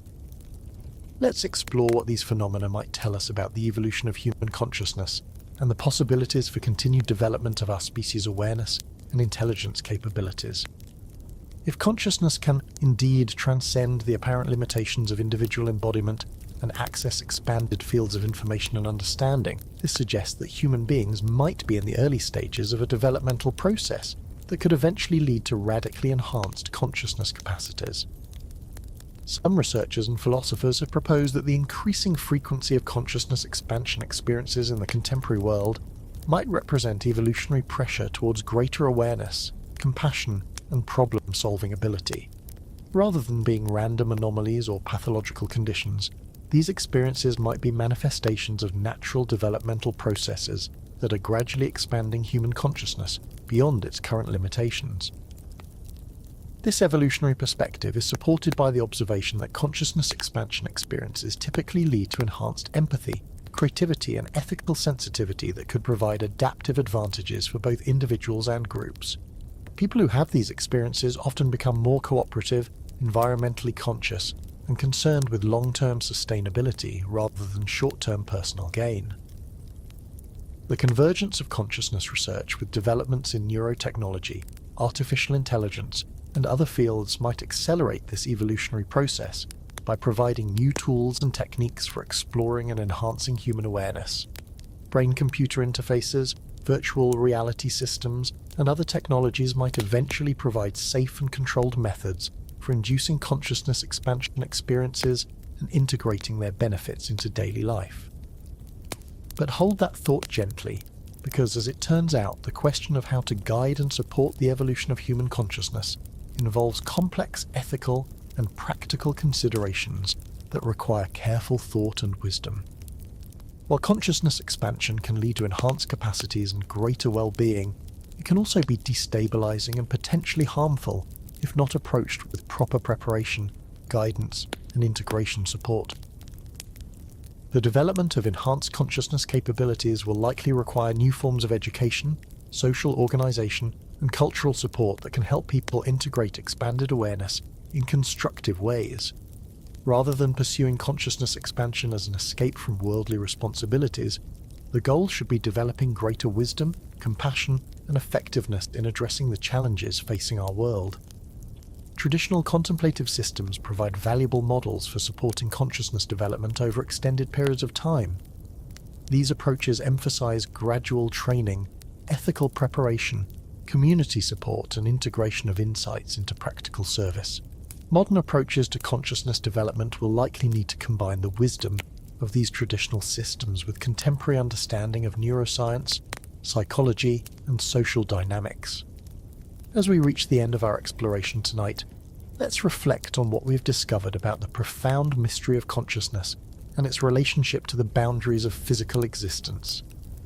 We have journeyed through the cutting-edge research into near-death experiences, where people return from clinical death with impossible stories of expanded awareness and encounters with deceased loved ones. We've explored the phenomenon of out-of-body experiences, where consciousness seems to separate from its physical anchor and observe reality from impossible vantage points. We have examined the ancient practice of astral projection and the modern scientific attempts to understand how awareness might transcend the apparent limitations of individual embodiment.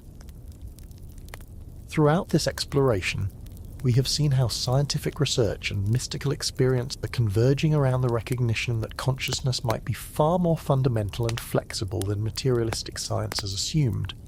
Rather than being simply a product of brain activity, awareness appears to have capacities for knowledge, connection, and experience that transcend the normal limitations of neural processing. The temporal parietal junction and related brain regions seem to be involved in constructing our ordinary sense of self-location and body ownership. But when these systems are disrupted or transcended, consciousness reveals its deeper nature as something that extends beyond individual boundaries. We have explored how these experiences consistently produce profound and lasting changes in values, priorities, and understanding that emphasize love, interconnectedness, and service to others. Rather than being mere hallucinations or wishful thinking, consciousness expansion experiences appear to provide access to insights about the nature of reality that have practical value for healing, creativity, and spiritual development. The cross-cultural consistency of these phenomena, their occurrence across historical periods, and their positive effects on behavior and well-being all suggest that we are dealing with genuine capacities of human consciousness rather than culturally constructed fantasies. The convergence of ancient wisdom traditions and modern scientific research around these questions provides additional validation that consciousness might indeed have the capacity to transcend ordinary limitations and access broader fields of awareness and information. Perhaps most significantly, we have seen how understanding consciousness as something that can extend beyond individual embodiment and survive physical death provides hope and meaning in the face of mortality, while also motivating more compassionate and sustainable approaches to living.